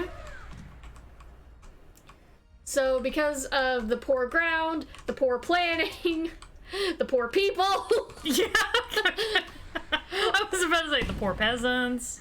all just rushing onto this field as fast as they could to try and get whatever they can free to feed themselves and or their family. 1,389 people ended up dying. Yay! Yeah. Yay. Yeah, people were crushed underneath the feet of others trying to rush and get whatever they can from the military or the government in general. Mm-hmm. And it was also a thing of some people who didn't die from their injuries were now trapped in mud. Yeah. The mud will get you. You don't think it, but I'm here to tell you, mud is like... You ever stepped in a particular patch of mud where you pull up your or you try to pull up your foot and your shoe comes off and you hear... Yeah, that's basically what you're dealing with. And then there's their face instead of a shoe trapped in that mud. Yeah, like, because whenever you try to pull your... Again, I'm saying this as a person who's done mud runs, so I've got some experience with mud. Especially that thick red clay Carolina mud. Like, whenever you try to pull out, you're actually creating a suction vacuum, and you're actually making yourself even more... You gotta pull to get yourself free. Yeah. Or just, you know, die. Yeah. And the biggest reason for people rushing this was because what always happens, rumors start spreading of, oh, there's not enough. Oh, you need to hurry in order to get whatever you need. Yeah, and people were starving. Like, this wasn't just like, oh man, I want, man, I really could go for a beer. It's not even about that. It's, oh my god, this is food that I could take home and feed my child with. Yep. So, 1,800 police force could not handle 200,000 peasants. Yeah, Dax mentions, oh, I guess it's 1,300 less people to worry about when it comes to the whole feeding thing. He's like, yeah, but the population of Russia was in the millions. Yeah, Russia's like, what, a sixth of the planet's surface? Yeah. There's a lot of fucking people in Russia, and there were a lot of fucking people in Russia during the Russian Revolution, too. Yeah, people were coming from towns miles away to come to this event to commemorate the Tsar, again, because they thought, we're gonna get some free shit. Yeah, food. A couple days off work. Yeah, Working food. as serfs. Food. Yeah, food. So they kind of realized, oh shit, a whole bunch of people are dead right now. Yeah, it's like, oh. And Uncle Sergei decided, you know what, let's clean this shit up before the new Tsar and Tsarina come through to wave at the peasantry and show them how good they are. Show them how kind they are. Mm-hmm. So again, they're cleaning up about 1,300 corpses with military precision and... Sorry, I'm just imagining just I was like, quick, clean up. Yeah. Like whenever you're cleaning up before your parents get home, like And hiding that's the evidence literally of the what they party. were doing. That's literally it. Punch him in the face. It's only one of me. They can take me down in one hit. That's some bullshit. Yeah, the whole point of the mob is like, you're stronger with numbers. Whatever. So, what had happened was, Tsar Nicholas reported later on in life that he and his wife were traveling in this carriage through the field to go and see the peasantry, to wave and, you know, be seen. Mm-hmm. And what had happened was, they were going through this current section of the field, and a carriage was passing by that they thought was just filled with peasants coming to see the Tsar, and they were waving at them, and it was only whenever the carriage got closer and closer did they realize, oh, that's a pile of dead bodies. Holy fucking shit, man. And that's how he found out that something bad happened at the event that he had his uncle plan. That's the only way he found out. Yeah, they were definitely going to keep that a secret. Like, Yeah. Yeah, most of the victims were trapped in ditches, trampled, suffocated, yada yada yada. And then they were loaded up onto carts and just walked past the Tsar. Just like, he's not gonna see it. It's gonna be fine. It's gonna be fine. And what he doesn't know won't hurt him. Yeah, and despite the tragedy, a program of festivities to commemorate the Tsar being put into power, to have him show up at the event to greet the public, they were just happening on a different part of the large field. Oh my god. One end dedicated to death, one end dedicated to, look, it's the Tsar, look. So, hey, look, it's the Tsar. Yay. It's the Tsar and the Tsarina. Yay. Yeah, a whole bunch of people who had showed up later were completely unaware of what happened with the stampede. Of course they were.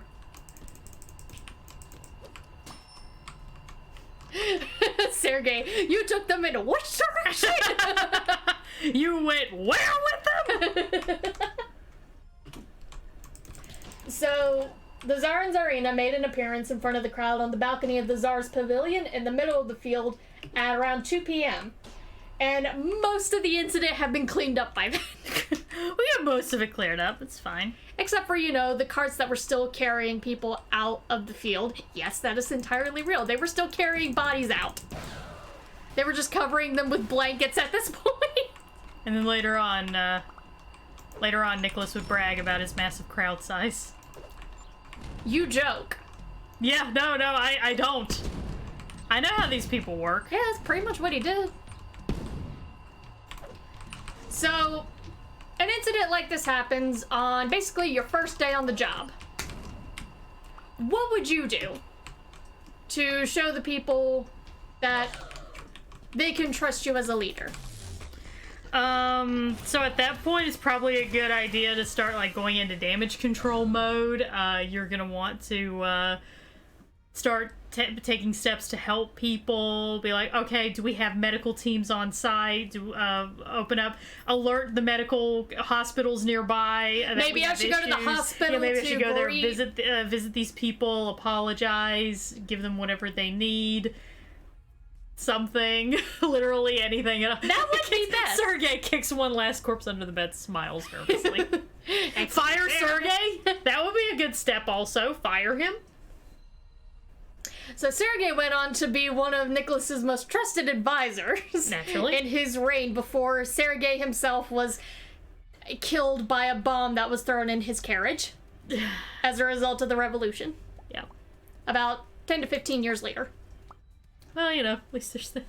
People of Russia, your cry for vote has been answered! Dumps dead bodies. There you go. I mean... So yeah, no, none of that happened. Instead, Tsar Nicholas was encouraged, mainly by Sergei, to just continue as normal, act like nothing had happened. This is not a tragedy unless you make it one. Pretty much, yeah. Even though it's a tragedy nonetheless. Yeah. So, Sergei and everyone else is just like, just act like everything's fine, and then everything will be fine. Mm-hmm. So, what Tsar Nicholas did was attend a ball given in his honor by the French ambassador instead. Instead of going to the hospitals, addressing the public, addressing that any of this happened, I'm gonna go party with the French. Fake news. Fake news. This shit's over 120 years old, people. Yep. I'll tell you what, the autocrat playbook never actually changes. It's pretty much the same. The most it changes is it changes language depending on who's using it. Pretty much, yeah. It changes language, and it might change the names of the military police that are sent out to enforce your laws with no questions whatsoever. So this is a little funny thing. Okay. China's Imperial Commissioner Li Hongjiang, he was present in the area for the Tsar's coronation because at that point China and Russia did. They kind of had a thing going. They wanted to keep things cool. Like, let's be cool, y'all. Let's be cool. They were like, you know what, we're gonna attend this just to be like, okay, make our appearance. Whenever Tsar Nicholas said, no, I'm not gonna go greet the public, I'm gonna go to my party instead. Li Hongjiang, he witnessed this, and he was amused and said a Chinese emperor would not have attended this ball. He would have greeted the public and acknowledged the disaster. China was calling him out on his first day of Wow. rule. When China's saying, hey, you're kind of being a dick to your people, that's pretty bad, I'm not gonna lie. Yeah, this is 1896 China. Still. My point stands. Yeah. So, you know, China's being like, it's a bad look, bro. It's a bad look, bro. And it ain't looking too good for you, my friend. Yeah. Not looking good at all. So, to try and... I came in like a wrecking ball. Okay, sorry. We're getting DMCA'd because of you. I've accepted it a long time ago. They literally were doing it. Don't be suspicious. Don't be suspicious. Don't be suspicious. Don't be suspicious. Don't be suspicious. Don't be suspicious. Sorry. So, to try and save face, the government actually did distribute a large amount of aid to the families of the dead, and a number of minor officials were dismissed. Mm-hmm. Just to be Not like, Sergey, though. No. That motherfucker ain't going nowhere. He was not. Sergey did a lot of shit, and he got away with it for the longest time. Mm-hmm. And I'm so disgusted by it, I'm not even gonna make a for the longest time joke. Good. So, the government tried making this response, but the public were like, hey, the Tsar and the Imperial authorities are not doing anything, so we're still pissed off. Yeah, it's like, can y'all, like, do something? I mean, at this point, we'll just take anything, you know? Like, Yeah. even just a token gesture at this point.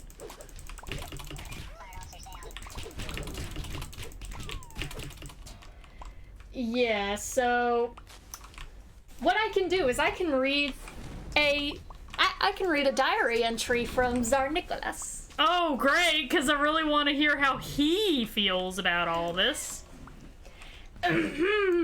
Oh, you like prepping to read this. She cleared her throat and everything. 19th of May, Saturday. Until now, everything was going, thank God, like clockwork. But today there was a great mishap. The crowd staying overnight at Kadinka, awaiting the start of the distribution of lunch and mugs, pushed against buildings, and there was a terrible crush. And awful to say, trampled around 1,300 people. 2 exclamation points! Wow. I'm surprised that he afforded 2 exclamation points for this. I found out about it at 10.5 hours before the report by Minister of War Vanovsky. A disgusting impression was left by this news. At 12:30 we had lunch, and then Alex, the Tsarina, and I went to Kadinka to be present at the sad, quote, national holiday. Actually, there was nothing going on. We looked from the pavilion at the huge crowd that surrounded the stage from which the orchestra played all the time the anthem and Glory. Went to Petrovsky Palace, where at the gate I received several delegations and then entered the yard.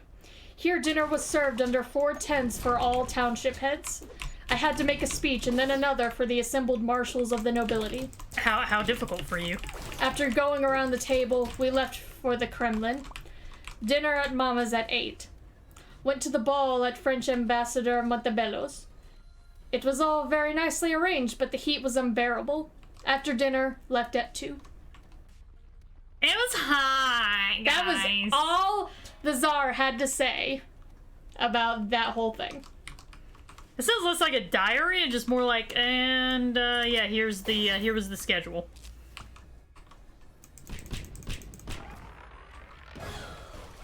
I'm assuming that after left at 2, he just kind of went home, which is like, man, I wish I could just go home at 2. Pretty much. Leo Tolstoy actually wrote a short story, Kadinka, an incident at the coronation of Nicholas II, to talk about the incident. Oh, how'd that go down? Is that... I think I might have read it. I can't remember. Yeah, but I'm more like, oh, so did he, like, get fucking arrested or some shit? No, he did not get arrested for that. Wow. It's genuinely shocking to me. He probably, like, wrote and distributed it around the time that Nicholas was killed. So it was granted. Yeah, okay, fine. Okay. See, you should have clarified that he kind of waited till after the revolution got in full swing. I think that's what happened. There's a lot of shit that happened. Yeah, the Russian Revolution is like a shit ton of things all happening at once. Yeah, at one point, Tsar Nicholas was pressured to do something in his space as Tsar. Like, you have to do something to make your reign notable, to make yourself known as a great leader. Let's go to war with Japan! Yeah, meanwhile Japan's like, wait, what? Yeah, previously, Tsar Nicholas had, like... Previously on Dragon Ball Z. He had, like, gone to Japan as a foreign ambassador. He got a tattoo while he was there. Didn't he get, like, part of his face cut? Yeah, he got a scar on his face from, a cut from a Japanese officer. Who, by the way, carried samurai swords at the time. They carried samurai swords, and they actually... Do some of them still... I don't want to ask this without sounding like I'm being a really big asshole who's, like, condoning stereotypes. But I am actually sincerely asking, don't some of them still carry something? I think it's more ceremonial nowadays. Yeah, I was about to say, I think it's a ceremonial thing, like how sometimes the Navy carry, like, yeah, swords. sabers, yeah. I think it's a little more ceremonial nowadays. I just know that during the time of the Russian Revolution, they very much did carry samurai swords. Well, yeah, it was like the late 1800s, early 1900s. They hadn't had the police reform yet. Yeah. I fucking love how Russia went to war with Japan and fucking lost! Oh, they lost badly. Which is really embarrassing when you consider how heavily... A lot of times these wars... Places like Russia really rely on the fact that they have so many more people than you do, so therefore again, a fifth of the world's land. Yeah, it's kind of the same mindset that China takes whenever it goes to war. It's like, oh, we have so much more people than you. You know, you're gonna... Basically, their mindset is you're gonna run out of bullets eventually. The Japanese did not run out of bullets eventually. Yeah, the thing was, Japan had been making a whole bunch of referendums and a whole bunch of advancements in technological warfare at the time. So they were more than prepared to go to war with a country that was so much bigger than them because they were a lot smarter than them. Yeah, Japan, the warring states thing, like, really prepped Japan to be a very... Japan is far more militaristic than some people think that it is. Like, you don't think about it too much, because, like, especially nowadays, you think about, oh, weebs and anime and kawaii and all that shit. You would think more Korea as being the militaristic state. You kind of would, but the reality is Japan has, like, been prepped for war for a very long... The only reason why Japan did not take over Korea, because they actively tried to do that. Hideyoshi Toyotomi tried that. Sort of as a means to get everybody doing something because he was finally bringing peace to everything, and then you had all these people who've been fighting their entire lives, and they were just like, well, fuck, what do we do now? I'm itching for another fight, so he needed to find something for all of them to do, so he was like, go conquer Korea! Go do that! Yeah, let's go do that! And they were winning for a really long time, until Admiral Yi showed up and was like, what up, motherfucker? Literally the only thing that saved Korea was one really fucking amazing naval officer. Yep. But Japan is actually very, very much... You gotta also remember, the most recent war that we had with Japan was World War II. The only reason they did a really... Like, I'm not saying... Okay, the thing is, between us and Japan, it was surprisingly a lot more even matched than most people think, because the big thing was, it was island hopping. We were taking them on their territory, and also Japan is actually really, really prepared for war. It's not like they were completely destroying us, but they were definitely our match. Like, it was a tough set of battles that ultimately led to... The reason why the atom bombs were dropped was basically like, we literally, if we keep this island hopping thing up, like, there was another plan, Operation Olympic, I think was what it was called, and they were expecting to lose like 2 to 3 times the amount of people that we lost in D-Day because of how bad it was going to be.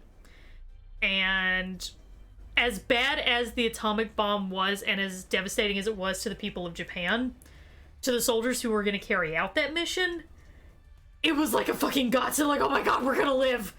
Very much. Like, I mean, I really hate to put it like that, because it makes it sound like I'm, like, both sidesing fucking atomic destruction, which was really awful, and Japan is still feeling the effects of that today. But in the eyes of the American soldiers who were going to be doing that mission, that atomic bomb was kind of a godsend. Yeah. Like, you know.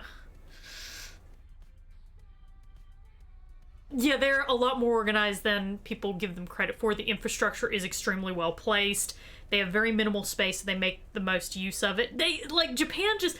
Again, the Warring States era lasted so long, that basically Japan had to learn how to use its terrain the most effectively. So... It was essentially saving American soldiers at the expense of Japanese civilians. And I don't want to downplay that. I do not want to downplay that at all. We killed civilians. That's not okay. We killed so many civilians. That's not okay. It's not okay that we did that. I'm 100% gonna, like, I will say that until I'm blue in the face. It's not okay that we did that. I'm just saying from the perspective of the soldiers, they probably were, like, really, really relieved. Because as a result... Japan surrendered, and so Operation Olympic didn't take place. Yeah. But yeah, it's pretty awful. Yeah. But, yeah, Russia was just like, oh, well, we'll just take them out because, we got so many more people. And that's not how that worked at all. Japan was just like, oh, because an oversimplified video actually does it best, because you can see in the oversimplified video, Czar Nickolas being like, I have the entirety of Russia. We're like 1/6 of the entire planet. What have you got? And Japan and the Japanese emperor's like, we're Japan. We have fucking Gundams. Yeah. They didn't actually have fucking Gundams, but they may as well have for how thoroughly Japan absolutely whipped Russia's ass. Yeah. Like, it was embarrassing. To be honest, like, wow. Yeah, the thing with Japan was that they were a lot more calculating, and they had better weapons than Russia did, because Russia was still living basically, it was 1890s, early 1900s, it was 1904 when the war began. They were still living like it was the 1850s. Yeah. The Industrial Revolution hadn't really caught up to Russia. Because the thing about industrial revolutions is it gives your peasants ideas, like, hey, why are we breaking our backs for these people? Yeah. It gives them the idea of, like, oh, there's a machine that can do my job rather than me working 20 hours a day trying to do this. Yeah. Yep. So... And another reason why Russia went to war with Japan was because they saw this small country and thought, oh, that'll be easy. Basically, yeah, it was like, it's like how, so you know how in The Longest Yard, Adam Sandler's character mentions, oh, we'll just, you know, do a tune-up game, you know, just pick a really, really easy team in the beginning of the season, and just kick the living shit out of them, and it'll boost your morale and shit like that. They were doing that, basically. It did not work. It did not work at all. That did not work. That did not go the way they expected it to go. Yeah, because the thing with Japan is you gotta use naval means in order to fight them. Mm-hmm. Because they're an island country. And guess what Japan's really fucking good at? They are very good at naval fighting and naval maneuvers. Mm-hmm. Again, the only reason why Korea was basically not a part of Japan during World War II was because of Admiral Yi. Yep. And again, just to emphasize how far behind Russia was to everybody else, that mindset of, no, we're not gonna advance our technology, that carried on for a very long time, even after the revolution. In World War II, the way that the Russian army was, I am not joking, their production was so poor on weapons that their policy was, okay, so the guy in front of you gets a rifle, and you get a magazine, and when the guy in front of you gets killed, pick up his rifle. I'm not fucking joking, that was the plan. Yep. I'm not exaggerating that one little bit. Shit was real bad in Russia. Yeah. Because they wanted to stick to the autocracy of a monarch. And that didn't work out. Yeah, and they're like, oh, well, we can't have the technological boom because then the peasantry will get ideas and the, monarchy and the czar will become obsolete. Uh-huh. Because look at what happened with the French. That was basically, yeah, they were like, oh, shit. We can't have this revolution thing, that's bad. Yeah. Are you having fun? Kind of getting wrecked, I'm not gonna lie. Yeah, I noticed. Yeah. Yep. Oh, boy. Oh, jeez. Oh, God. Oh, boy. Yeah, we're gonna have to retry this one. So, on top of Japan being a lot smarter than Russia, Russia was really fucking stupid on some of their maneuvers because Tsar Nicholas decided, oh, I'm gonna lead, it's gonna be fine. Yeah, he seriously was like, oh, I'll take over. And it's like, I'm gonna lead the military shit's actually really hard, right? Yeah, you know what happened? I don't know, what happened? The Baltic Fleet of Russia. So, the United Kingdom was not going to allow the Russian Navy to use the Suez Canal to, have a way to get to different parts of areas controlled by Japan. So, as a result of this, you know why the UK chose not to give them the opportunity to use the Suez Canal? Why? Because previously...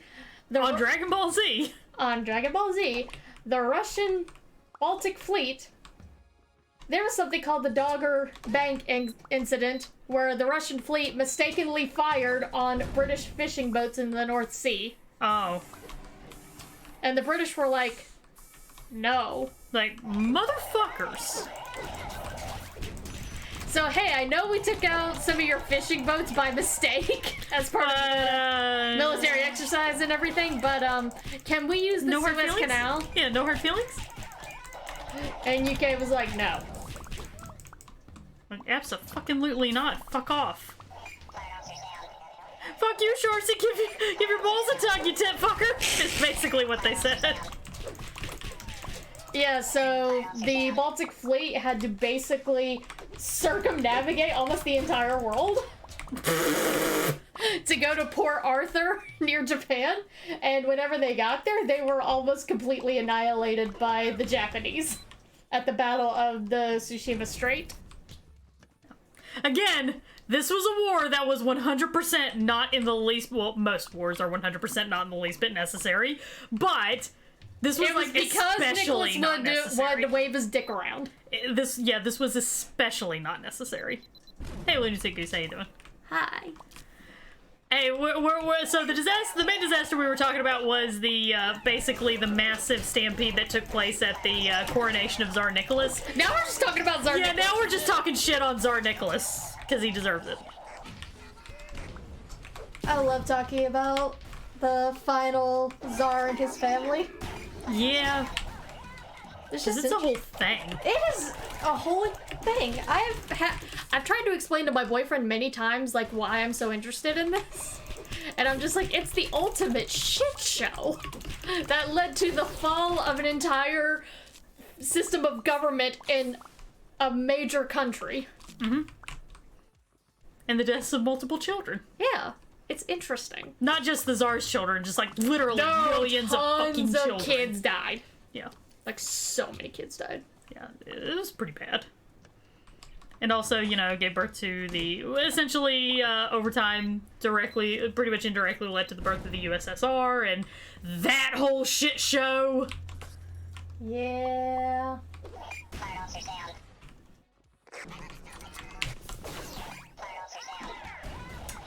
Yeah, so, Russia was facing imminent defeat by Japan whenever they finally got a call for peace. Which is basically just like, Nicholas's mother had to call him and say, "Stop this shit, young man." oh god. I'm not That's joking. so fucking embarrassing. Do you have any idea how many times there were phone calls to the palace from Nicholas's mother being like, "I raised you better than this"? Holy shit. There were a lot of them. Holy fucking shit, man. So many.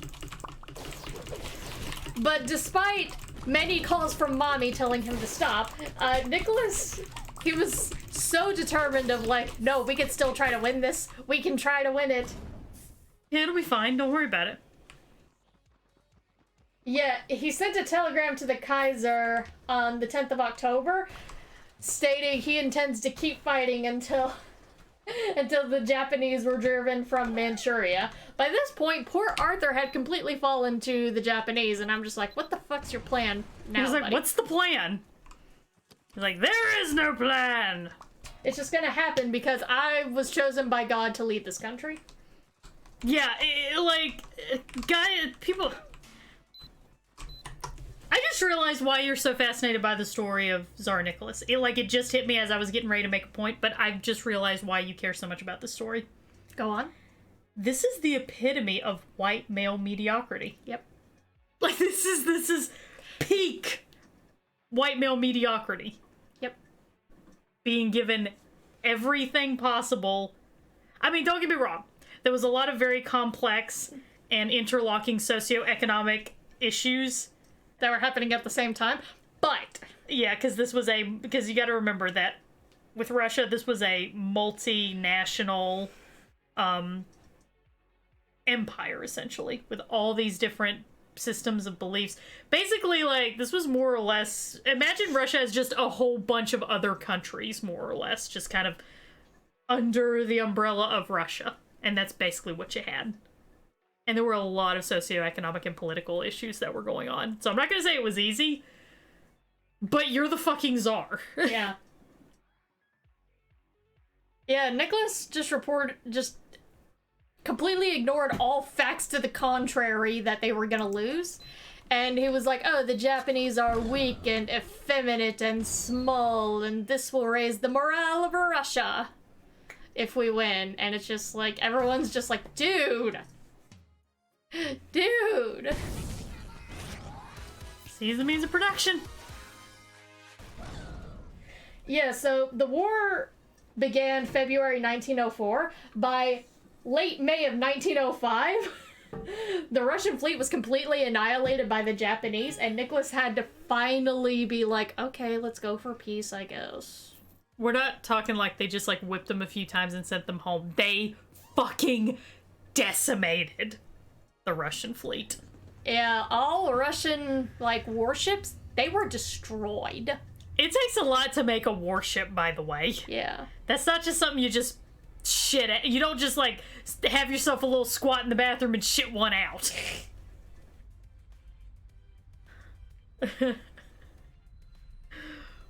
So, as far as Tsar Nicholas, what do you want to talk about next? Do you want to talk about Bloody Sunday?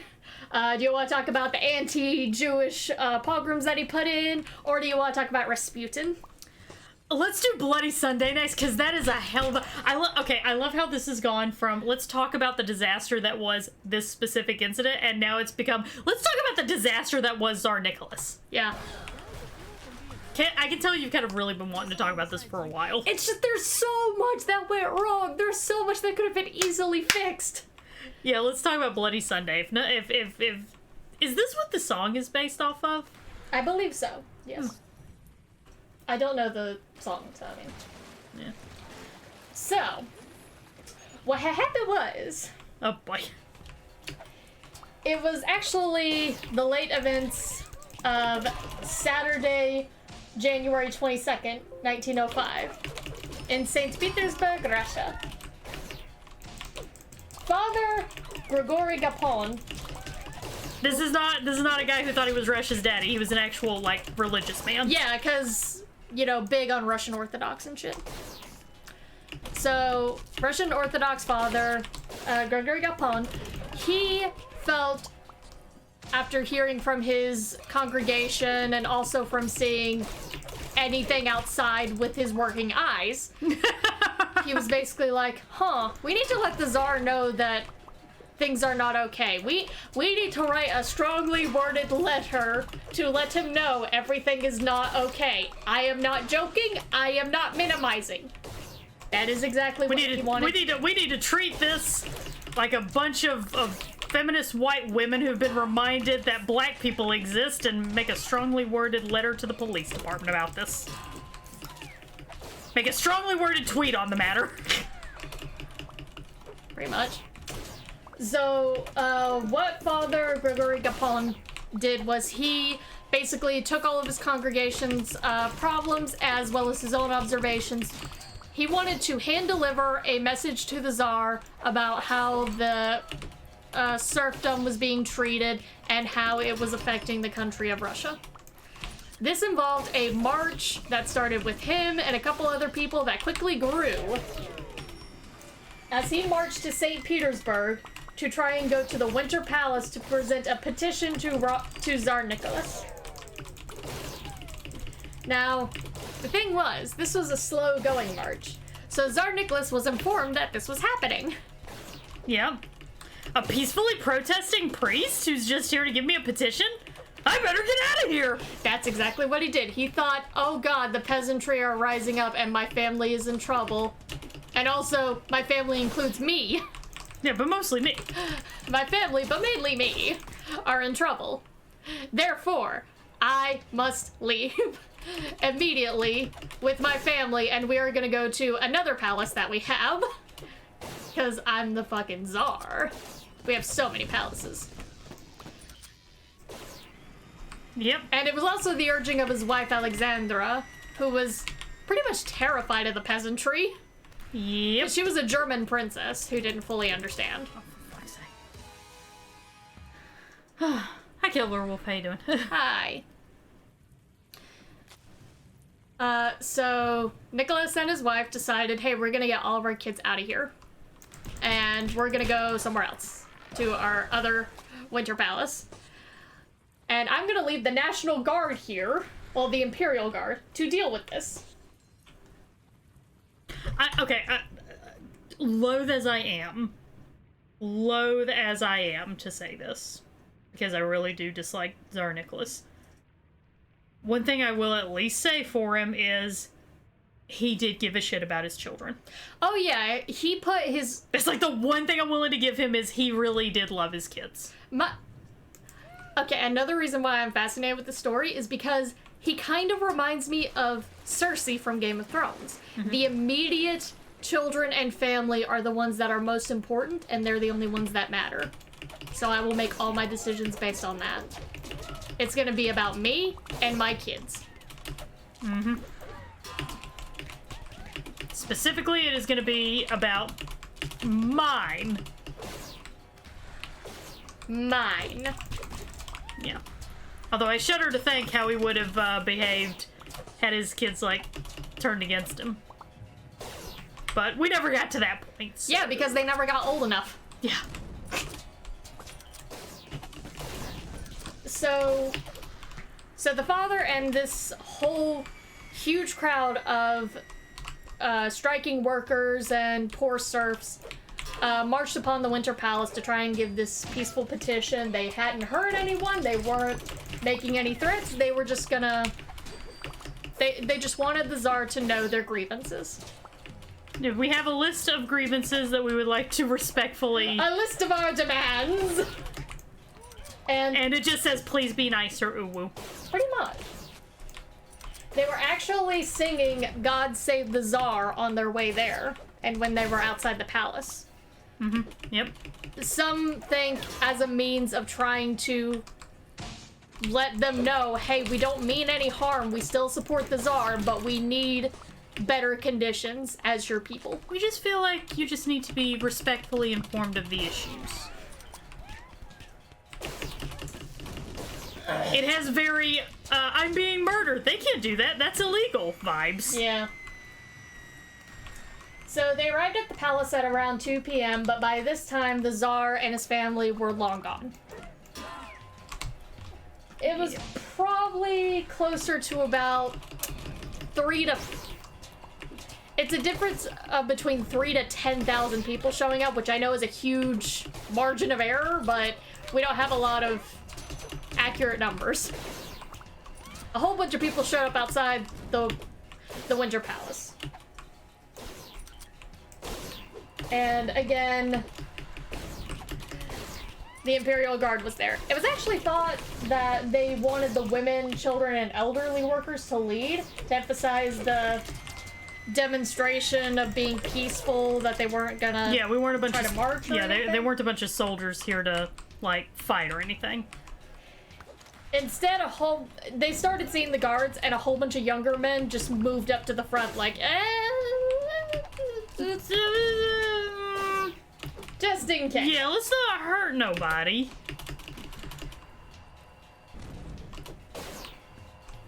Yeah, so they marched up to the palace and were basically like, hey, we just want the Tsar to know our grievances. Let me speak to the manager, please. Yeah. And the Cossack Guard did try to keep them at a reasonable distance because they didn't know what they were going to do. Which, okay, well, socially distancing, everybody. Socially distancing. Yeah, so they tried doing that, but the people just kept trying to go forward because they're like, no, they're not going to see us and understand how big of a deal this is if they don't actually lay eyes on us, because they didn't know the Tsar was gone at this point. So they're like, we're going to keep trying to press forward, and that didn't go over well with the guards. Oh, for fuck's sake. Good job. Yep, I fucked that up. Oh, god damn it. How are you still alive? I don't know.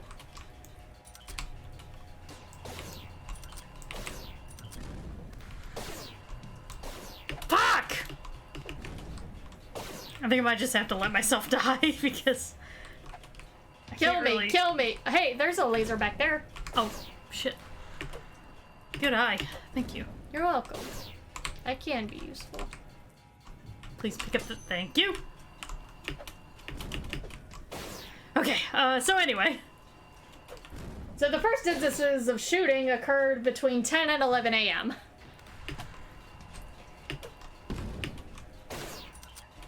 So there was no single direct encounter.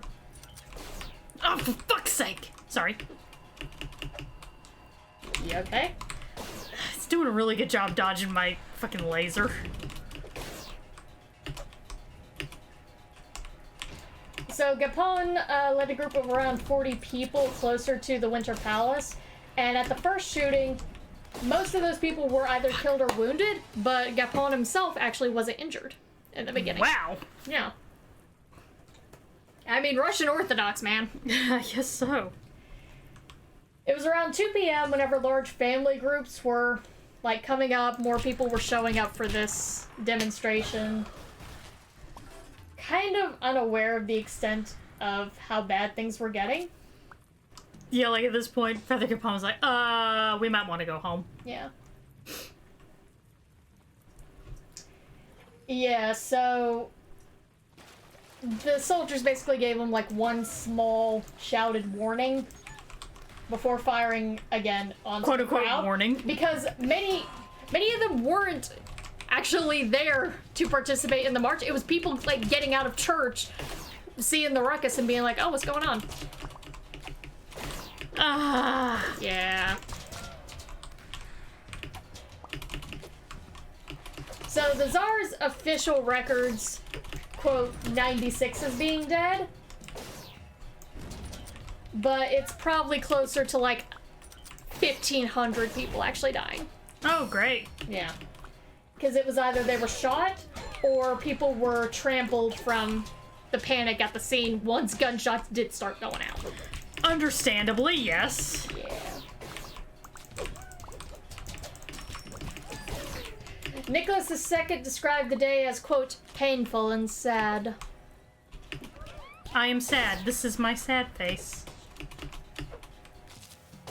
Yeah, Gapon's assembly closed down that day, and Gapon himself was not killed.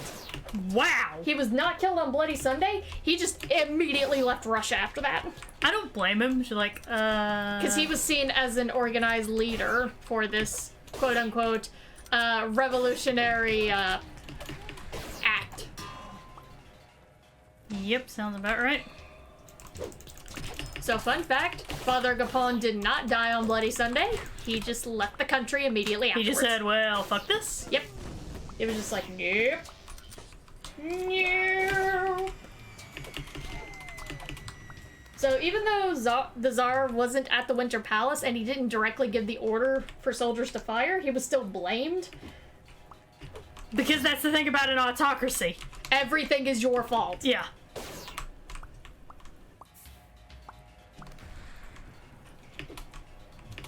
Yeah, so...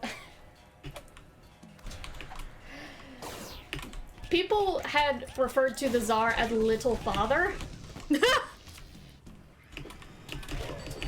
And it just made him a lot more unpopular than the previous trampling on the Kadinka fields did. If you didn't, if you think politician approval ratings are bad now. Yeah. Yeah, people were saying we no longer have a Tsar after that happened. Hashtag not my Tsar. You know they would have been tweeting that. Oh yeah, absolutely. Fucking hell. Oh, God. This one's hard. I think I might need to upgrade some of my shit before I can take that thing down. You gonna be okay? Yeah, I think I'm alright. I just need to upgrade some things. So one of the immediate consequences of this attack was a strike movement throughout the city. Understandably so. Mm-hmm. About 414,000 people participated in a work stoppage during January of 1905. Mm-hmm. And this was whenever Tsar Nicholas tried to appease everyone by introducing the Duma, which was meant to be a congregation of people from major principalities in Russia to act on behalf of the people and their interests. Right. This didn't actually happen. The Duma was literally just a figurehead to try and make the people stop complaining. Mm-hmm. Yeah, they were just kind of there. They were literally there. Like, he started the Duma in the beginning of 1905 to appease the people, and by the end of 1905, it was back to just brute force trying to keep people down and quash the thoughts of revolutionary.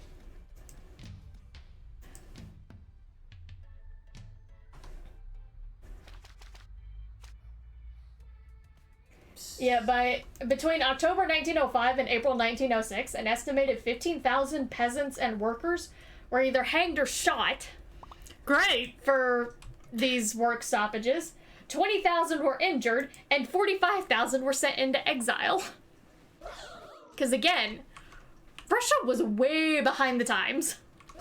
Way behind. Exile was still very much a thing.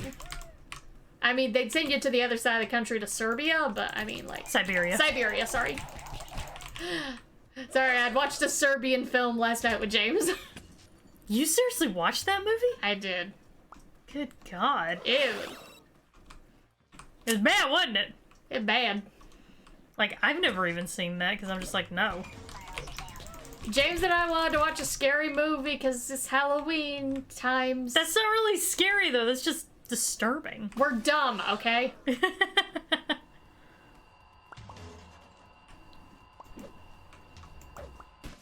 So, that was Bloody Sunday. We got just enough time to have a little bit of it. Oh, by the way, Incredible Lobster Boy, thank you for mentioning. Incredible Lobster Boy mentioned it.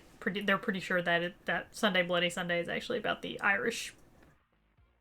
So, I mean, I didn't say anything about that song, so I mean, Yeah, that was me. That was entirely on me. But I thought that was important to share with everybody. That I was incorrect.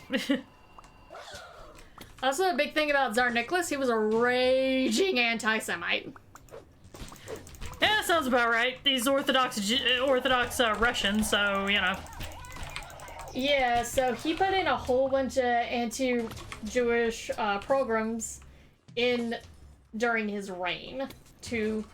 We're gonna kind of gloss over this part in the interests of, you know, not having Twitch think that we're condoning this, because we're absolutely not. So we're gonna kind of brush over this very lightly in the interests of me not getting banned. Yeah, lots died, and whenever people were trying to rise up against it, they were shot. That sounds about right. Yeah, I was about to say standard Russian affair. Standard procedure. Yeah. Want to talk about Rasputin? God, yes! Let's fucking talk about that motherfucker. Speaking of getting banned from Twitch, rah rah Rasputin. Russian's greatest love machine. AAS. Ha. Wish I could have had it as ASS. I know you do. That'd been really funny. I know you do. So, Grigory Rasputin. Here we go. He was brought into the... Talk about his penis. Rasputin got around in Russia. Mm-hmm. He was banging everybody. It was believed that he was banging the queen.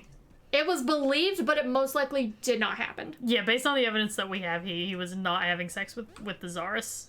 Tsarina, whatever.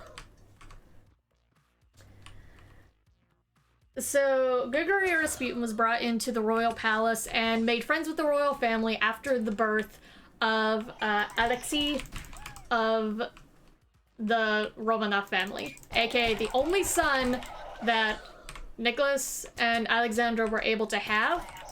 And he was brought in because Alexei was diagnosed as being hemophiliac.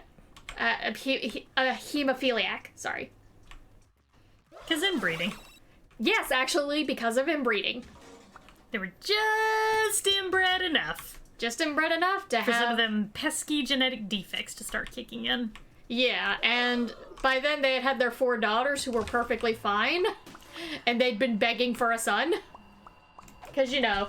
Because gotta have a son! I mean, hey, the 2 jobs of a Russian Tsar is to have a son and to continue the bloodline and to conquer other territories.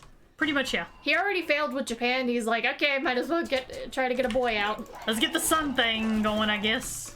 Here comes the sun. Do-do-do-do. Oh god, he sucks. I feel so awful for saying that. He was a fucking child. He was a child. But, I mean, yeah. So the whole point with his hemophilia was he was very coddled and protected as a child because even the slightest cut or the slightest bruise could cause internal bleeding that could kill him. Yep. And at one point, I think it was a boat, maybe. Okay. Whenever he was very young, probably 2 or 3 years old, Alexei either hit a boat that was parked on the pond in the property of the Winter Palace, or he just ran into something and got a bruise that caused a whole bunch of bleeding and pain. Because hemophiliacs, their blood don't clot. Yeah, that's the thing about hemophilia. And again, he was very coddled and very protected by the Tsar and Tsarina especially, because he was their only hope for continuing the dynasty. Sorry. Either way. And traditional medicine wasn't working, and the Tsarina was very religious. She was very into the Russian Orthodox religion. And they decided, okay, let's get someone else recommended by another royal friend to come in from the Russian Orthodox ministry, basically, to try and heal our son, because nothing else is working. Who else was sent but Father Grigory Rasputin. So Rasputin was brought in, and it was believed that he was magic. He was a mystical, magical, holy man. No, he was just he was a very charming man who could talk his way into anything. I mean, how else do you think he slept with so many people? And another thing he did was that he famously talked down to typical medical practices at the time to heal. Oh God, he would have been an anti-vaxxer nowadays. God, yep. He'd have been one of those yep. like crystal faith He would have been a fucking faith healer nowadays. He technically was the first. Yeah, he technically was the first faith healer. Because his whole thing was, God will protect your family because your family was picked by God to run this country. Yep.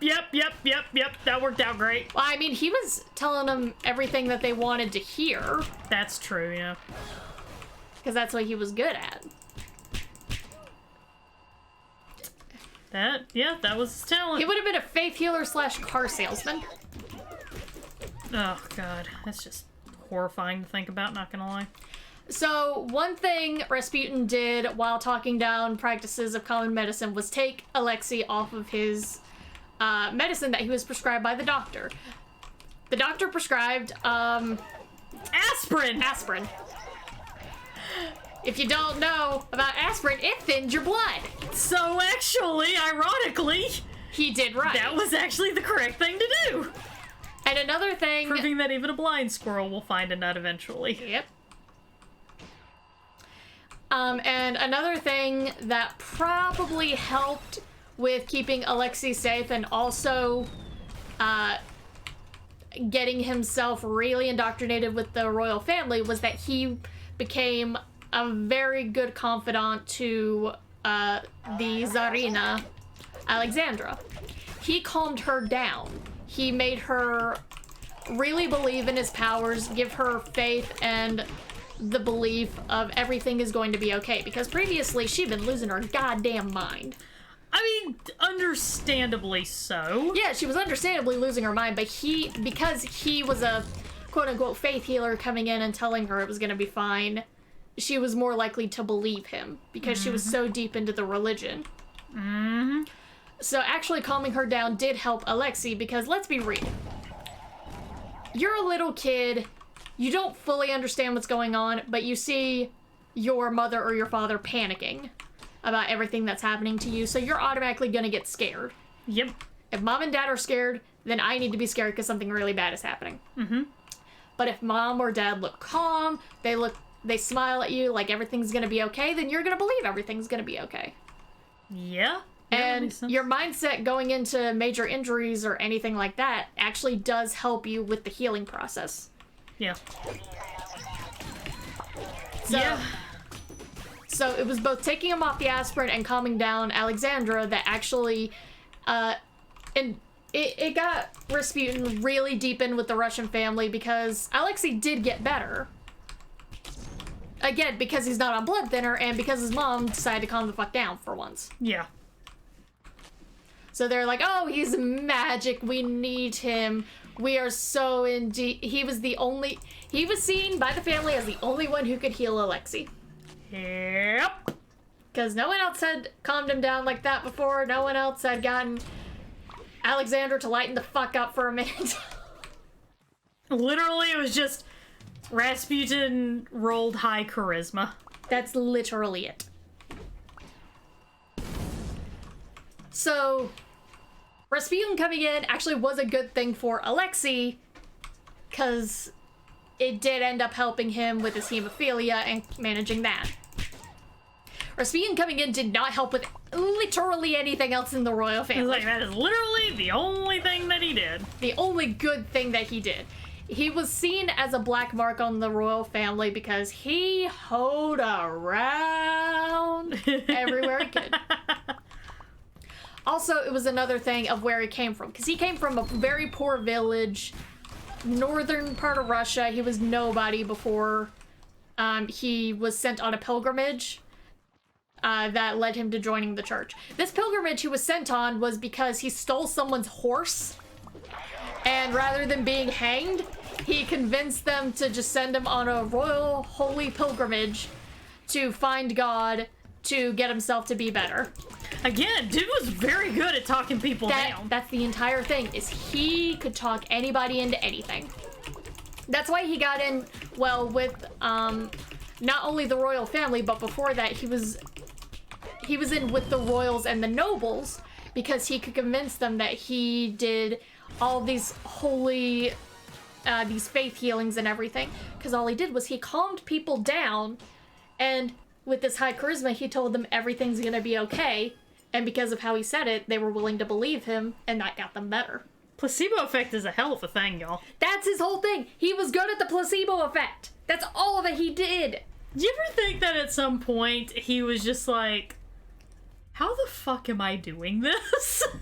Oh, I do not doubt that was on his mind a lot. Like, I must be, like, blessed by something, because holy fuck. I think later on he started believing that he was believing his own shit. And that's what eventually led to his downfall. Yeah. So anyway, whored around a lot. Literally fucked around and found out. Yeah. And then, if I recall correctly, then Tsar Nicholas was like, yep, gonna go off and lead the war now, bye, and I'm just gonna leave Rasputin and my German princess wife in charge. Yeah, because they were fighting against the Germans. Yep. And it was another unpopular decision by Tsar Nicholas, because it was believed by the people of, oh, he's turning this country over to Germany because he's leaving his German wife and a homeless wizard to run the country. Let me be very clear, that was not true. No. Alexandria was very, very loyal to Russia. Well, to the Tsar. I was about to say, she was loyal to Nicholas. Yeah, she was very loyal to Nicholas. Because those two actually did love each other. Yeah, let's be very clear. She had no loyalty whatsoever to the German country. Yeah, she was like, I came here as a German princess, but now I am a Russian queen. Yeah. So, let's be very clear about that. Yeah. A lot of this, honestly, was a lot of people just, like, seeing things and making certain assumptions. And some of them were right, some of them... Yeah, some of those assumptions were right, and some were wrong, but either way, Nicholas did not do the right things to, like, call... He made every single wrong decision he could. Yeah. That's another reason I'm so fascinated, is because every single bad decision he made. Loyal to her dear cousin, exactly. Yeah. Yeah, so it was another reason people didn't like Rasputin, was because they thought that he was cutting off the Tsar from the puss. They thought he was cuckolding the Tsar. I didn't know if I could say that or not. I think that's allowed, because it's an actual, like...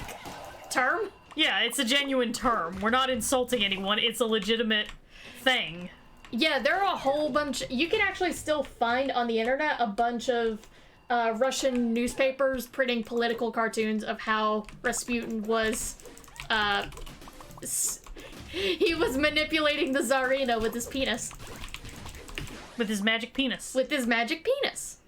Wow. I mean, he was already fucking everybody else in the nobility that he could. Yeah, that's true. Yeah. But... Fuck! Wow! That was not a good move on my part. Yeah, if he had put a baby in the Tsarina and it had been a boy, it wouldn't have been inbred, it would have had a better chance of living. Yeah. Not wrong. Not wrong at all. Yeah. But Rasputin was basically using all the sway that he had with the royal family to further his own life and make himself better. Yeah, it's like he was using the royal family, but it was less about aha, and now my evil plan to make the Germans take over is now in full effect. It was more aha, and now my evil plan to get more poon is in full effect. Get more poon, get more beer. That was literally all he wanted. Just more poon, more beer. And more he money, got it. more etc. He got it. He got it.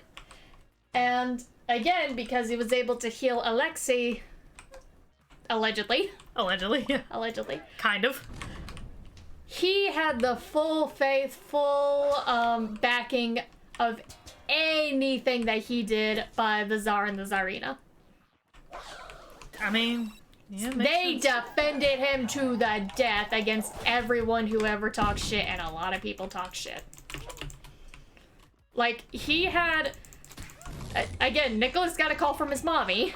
This time saying, get rid of the Russian homeless wizard. Get rid of the homeless wizard. It's a bad look. Because Rasputin was a bad look. Yeah, he legitimately was. And... and the Tsar and Tsarina just put on them hater blockers. And just... Oh, God. And just went, nah, we good. We Gucci. It's fine. Ugh. Because they couldn't tell people the real reason why they had Rasputin around. They couldn't tell everyone that Alexei had hemophilia because that would make him an easy target. Okay, that's true. That is true. They couldn't do that. So they were just like, we believe in him, therefore you should because God appointed us, and we are always right. Yeah, it's like, just trust us. And it's like, You've given me no reason You have to. given us literally no reason. He's Transylvania. Look, I was just kind of rolling with it, okay? I was trying to come up with, like, evil mastermind, and that's just what... Look, the impression happens when the mic is in my hand, okay? The mic's not in your hand. The impression happens when the mic is on and the stream is going. That's when the impression happens. I don't plan this shit out. Don't call me out on this. I will call you out. I know you will. So... Rasputin got as much power as he did because he said, hey, stop with that aspirin. Calm down, bitch. Yeah. And you, chill the fuck out, bitch.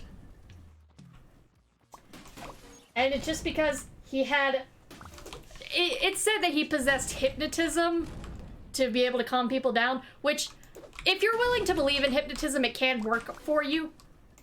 But only if you believe in it. Only if you believe in it, which, I mean, okay, this area of Russia, especially considering the religion, yeah, hypnotism did kind of...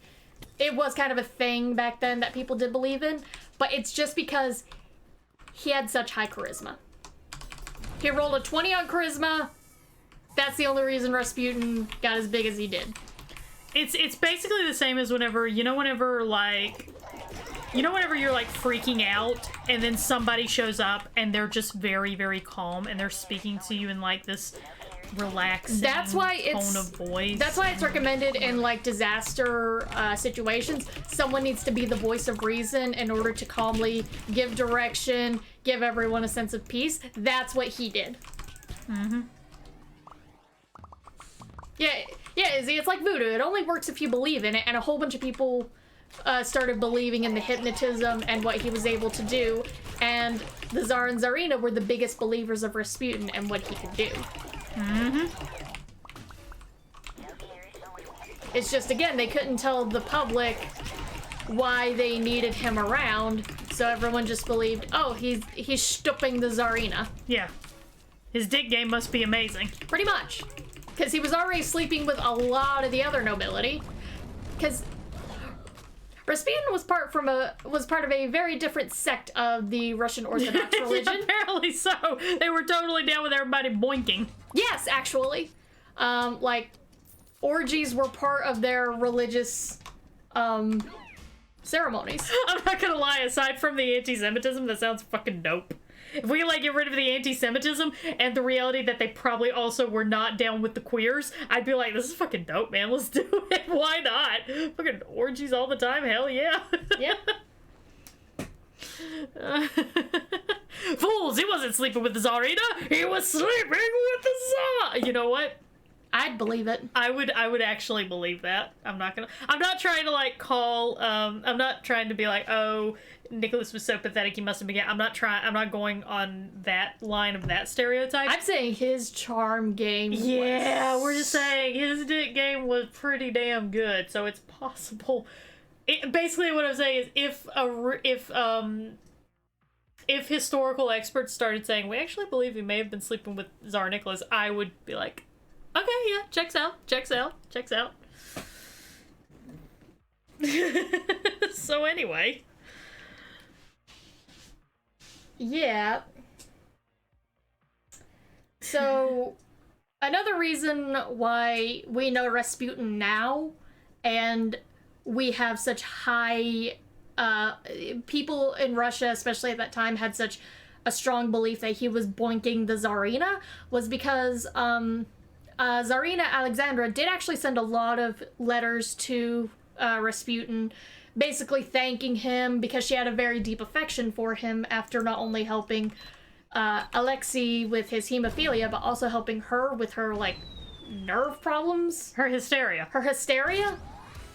So, you know, she wrote to him, she was very kind, very affectionate, and the thing was that Rasputin left a bag full of these letters, and one other jealous person in the Orthodox religion, let's see, Orthodox monk Iliodor, he's like, I'm gonna feed these to the Russian press so that they know what his relationship is with the Tsarina.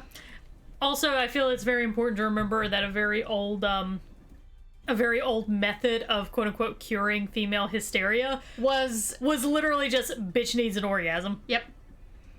Which I'm very upset by that because it's like, okay, so so yes, orgasms actually can be really great for your mental health. Yeah. But my problem here is that literally anything was labeled female hysteria. Yeah.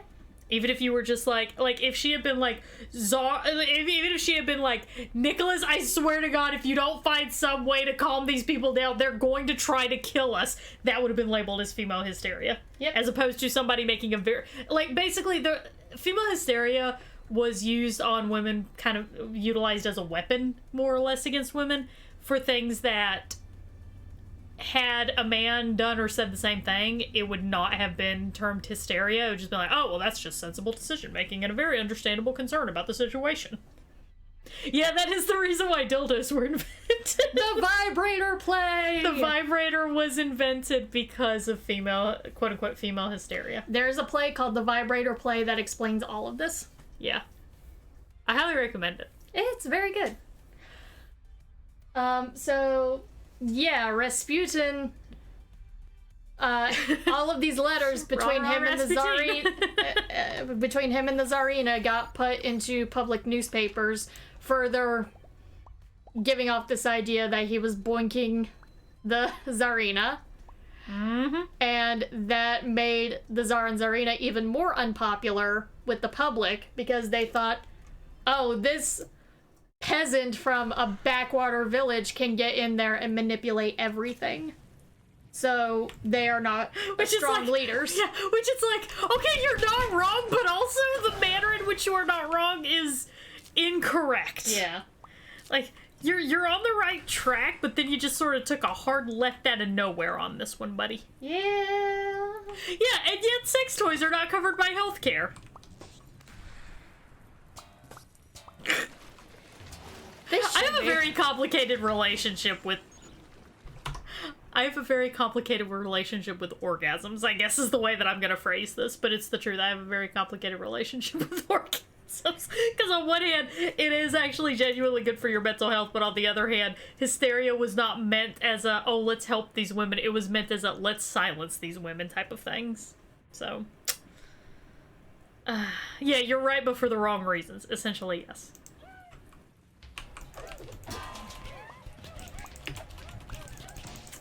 So yeah, Rasputin had high charisma, terrible table manners.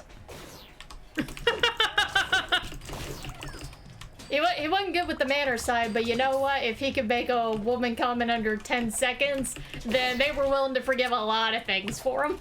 You know what? Fair. He described himself as Christ in miniature.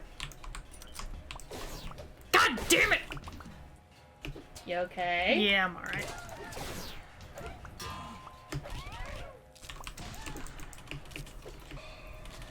So, not just boinking, I also did some stroking, petting, tasting, and prodding. Yeah, basically. So,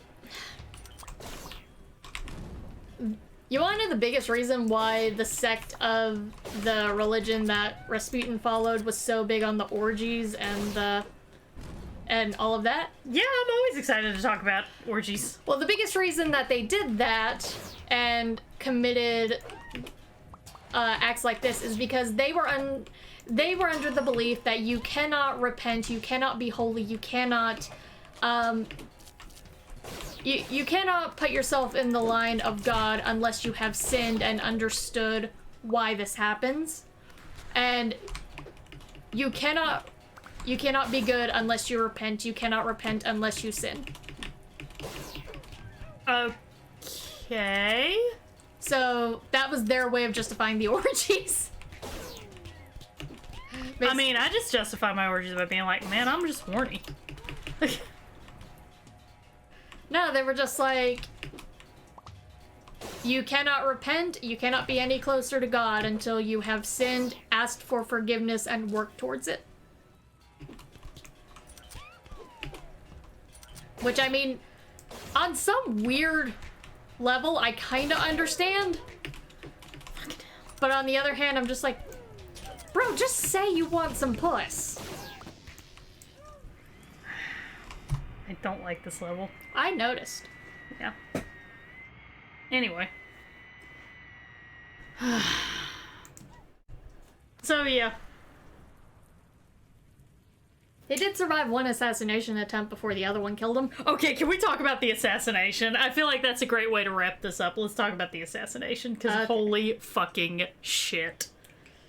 So it was December 29th, 1916, in the palace of Prince Felix Yusupov, which was actually, notably, possibly one of the only royals that was out as bisexual. Good for him? You know what? We need some bisexual visibility. Yeah, but it's like, but is this what I want? Is this what we want? I mean, he killed Rasputin.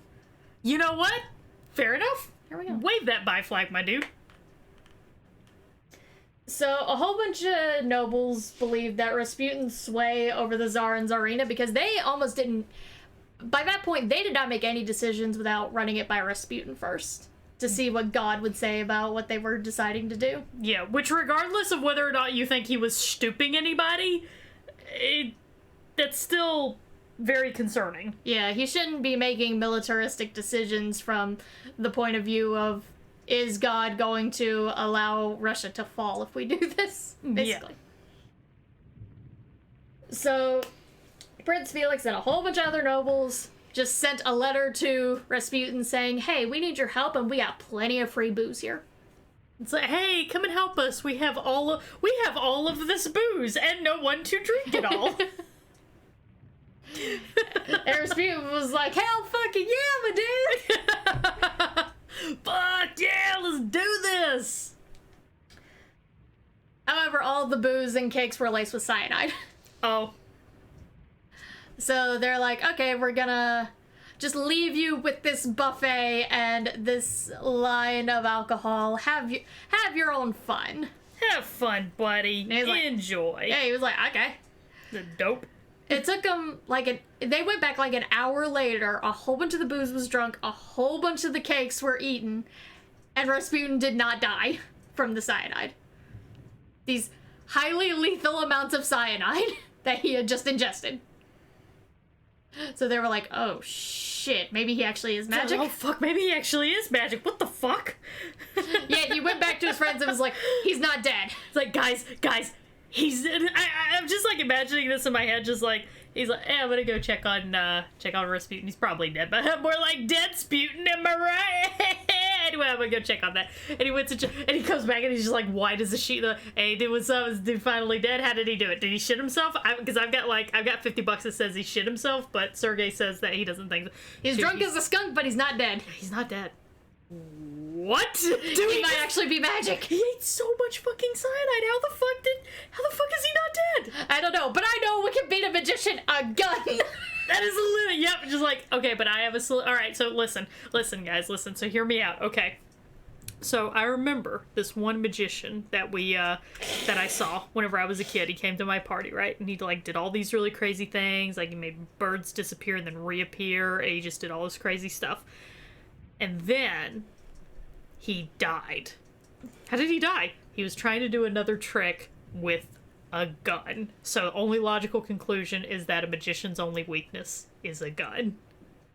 Fucking brilliant, Jim! Fucking brilliant! Let's do this.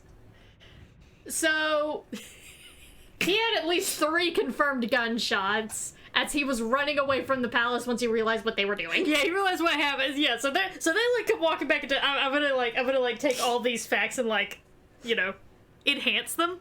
Okay. So they come back into like, hey, Razzie boy, how you doing? How you enjoying those? I love you guys. You guys are just so great. You guys are just awesome. Yeah. Hey, we got something that thing that we needed you to check out. It's in the barrel of this gun. And then Rasputin went, wait a minute. Wait a minute. Something seems kind of off here. You gave me a lot of booze and cakes, but you guys hate me. And also, they kind of tasted like walnuts, which is what... Oh my god, you all know that I'm allergic to walnuts! You're trying to kill me! And then Rasputin goes running out going... goes running out of the palace. Yes. And they come chasing along by after him. Come back here, Rasputin! Bang, bang, bang, bang, bang, bang, bang! So we have 3 confirmed gunshots. And 2... So as they're shooting, he goes, ow, my spleen! Ow, my ass! Ow, my heel! Ow, my head. He got 1 gunshot in the head. Oh, ow, my head! But he was not dead.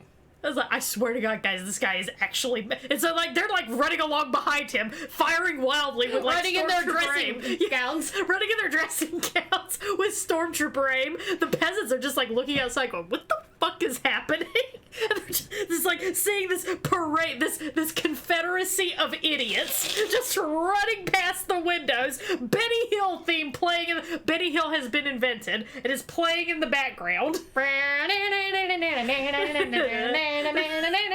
he's just like running back and forth, and the guys trying to kill him are like, okay, he might actually legitimately be magic.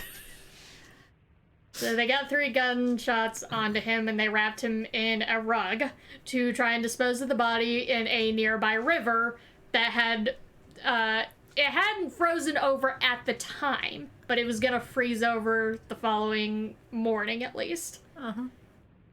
So they dumped him into the river, and he actually died of hypothermia. After so much cyanide, we really want to gunshots, emphasize that. He was still alive. He was still alive that whole time. The hypothermia got him first. Do y'all have any idea how long it actually takes for hypothermia to kill you? It takes a lot. Like, he basically had to have laid in that river all night. Which he did. Yeah. It was a good thing they didn't throw him in the river in the springtime, I guess. Yeah? Because that means that he didn't drown. He didn't drown. So he must have washed ashore somewhere, at least enough to where his head was above water. Yeah. Yes, he did. That is the most insane fucking story. Yeah, not to mention booze. Yeah, the booze would have definitely sped up the It's believed that, like, he got close enough to an embankment that his head was able to stay above water, but then he got so cold that he did eventually die. His body relaxed enough in the rug that he was still wrapped in. Yep. That he washed back out into the river because then he wasn't making the effort to try and stay alive at that point. Yeah, makes sense. Makes sense. And the Tsar and Tsarina were just completely crushed by the death of Rasputin, and they never talked to Prince Felix ever again. If Felix was just like, Okay. yeah, he was just like, I'm leaving now. Yeah, he did leave. He's just like, I did what I needed to do. I'm out. And he did the peace sign and then faded out like in the Vine videos. Yep. He did the peace sign and then he faded out like. Burn. After his time with the Tsarina, he was very used to holding his breath. Oh God. So what did we learn from this? Actually train your leaders before you put them in a position of power. I thought what we learned was Rasputin was not stooping the Tsarina. Well, we already knew that. I feel like our raid message should be Rasputin did nothing wrong. Yes.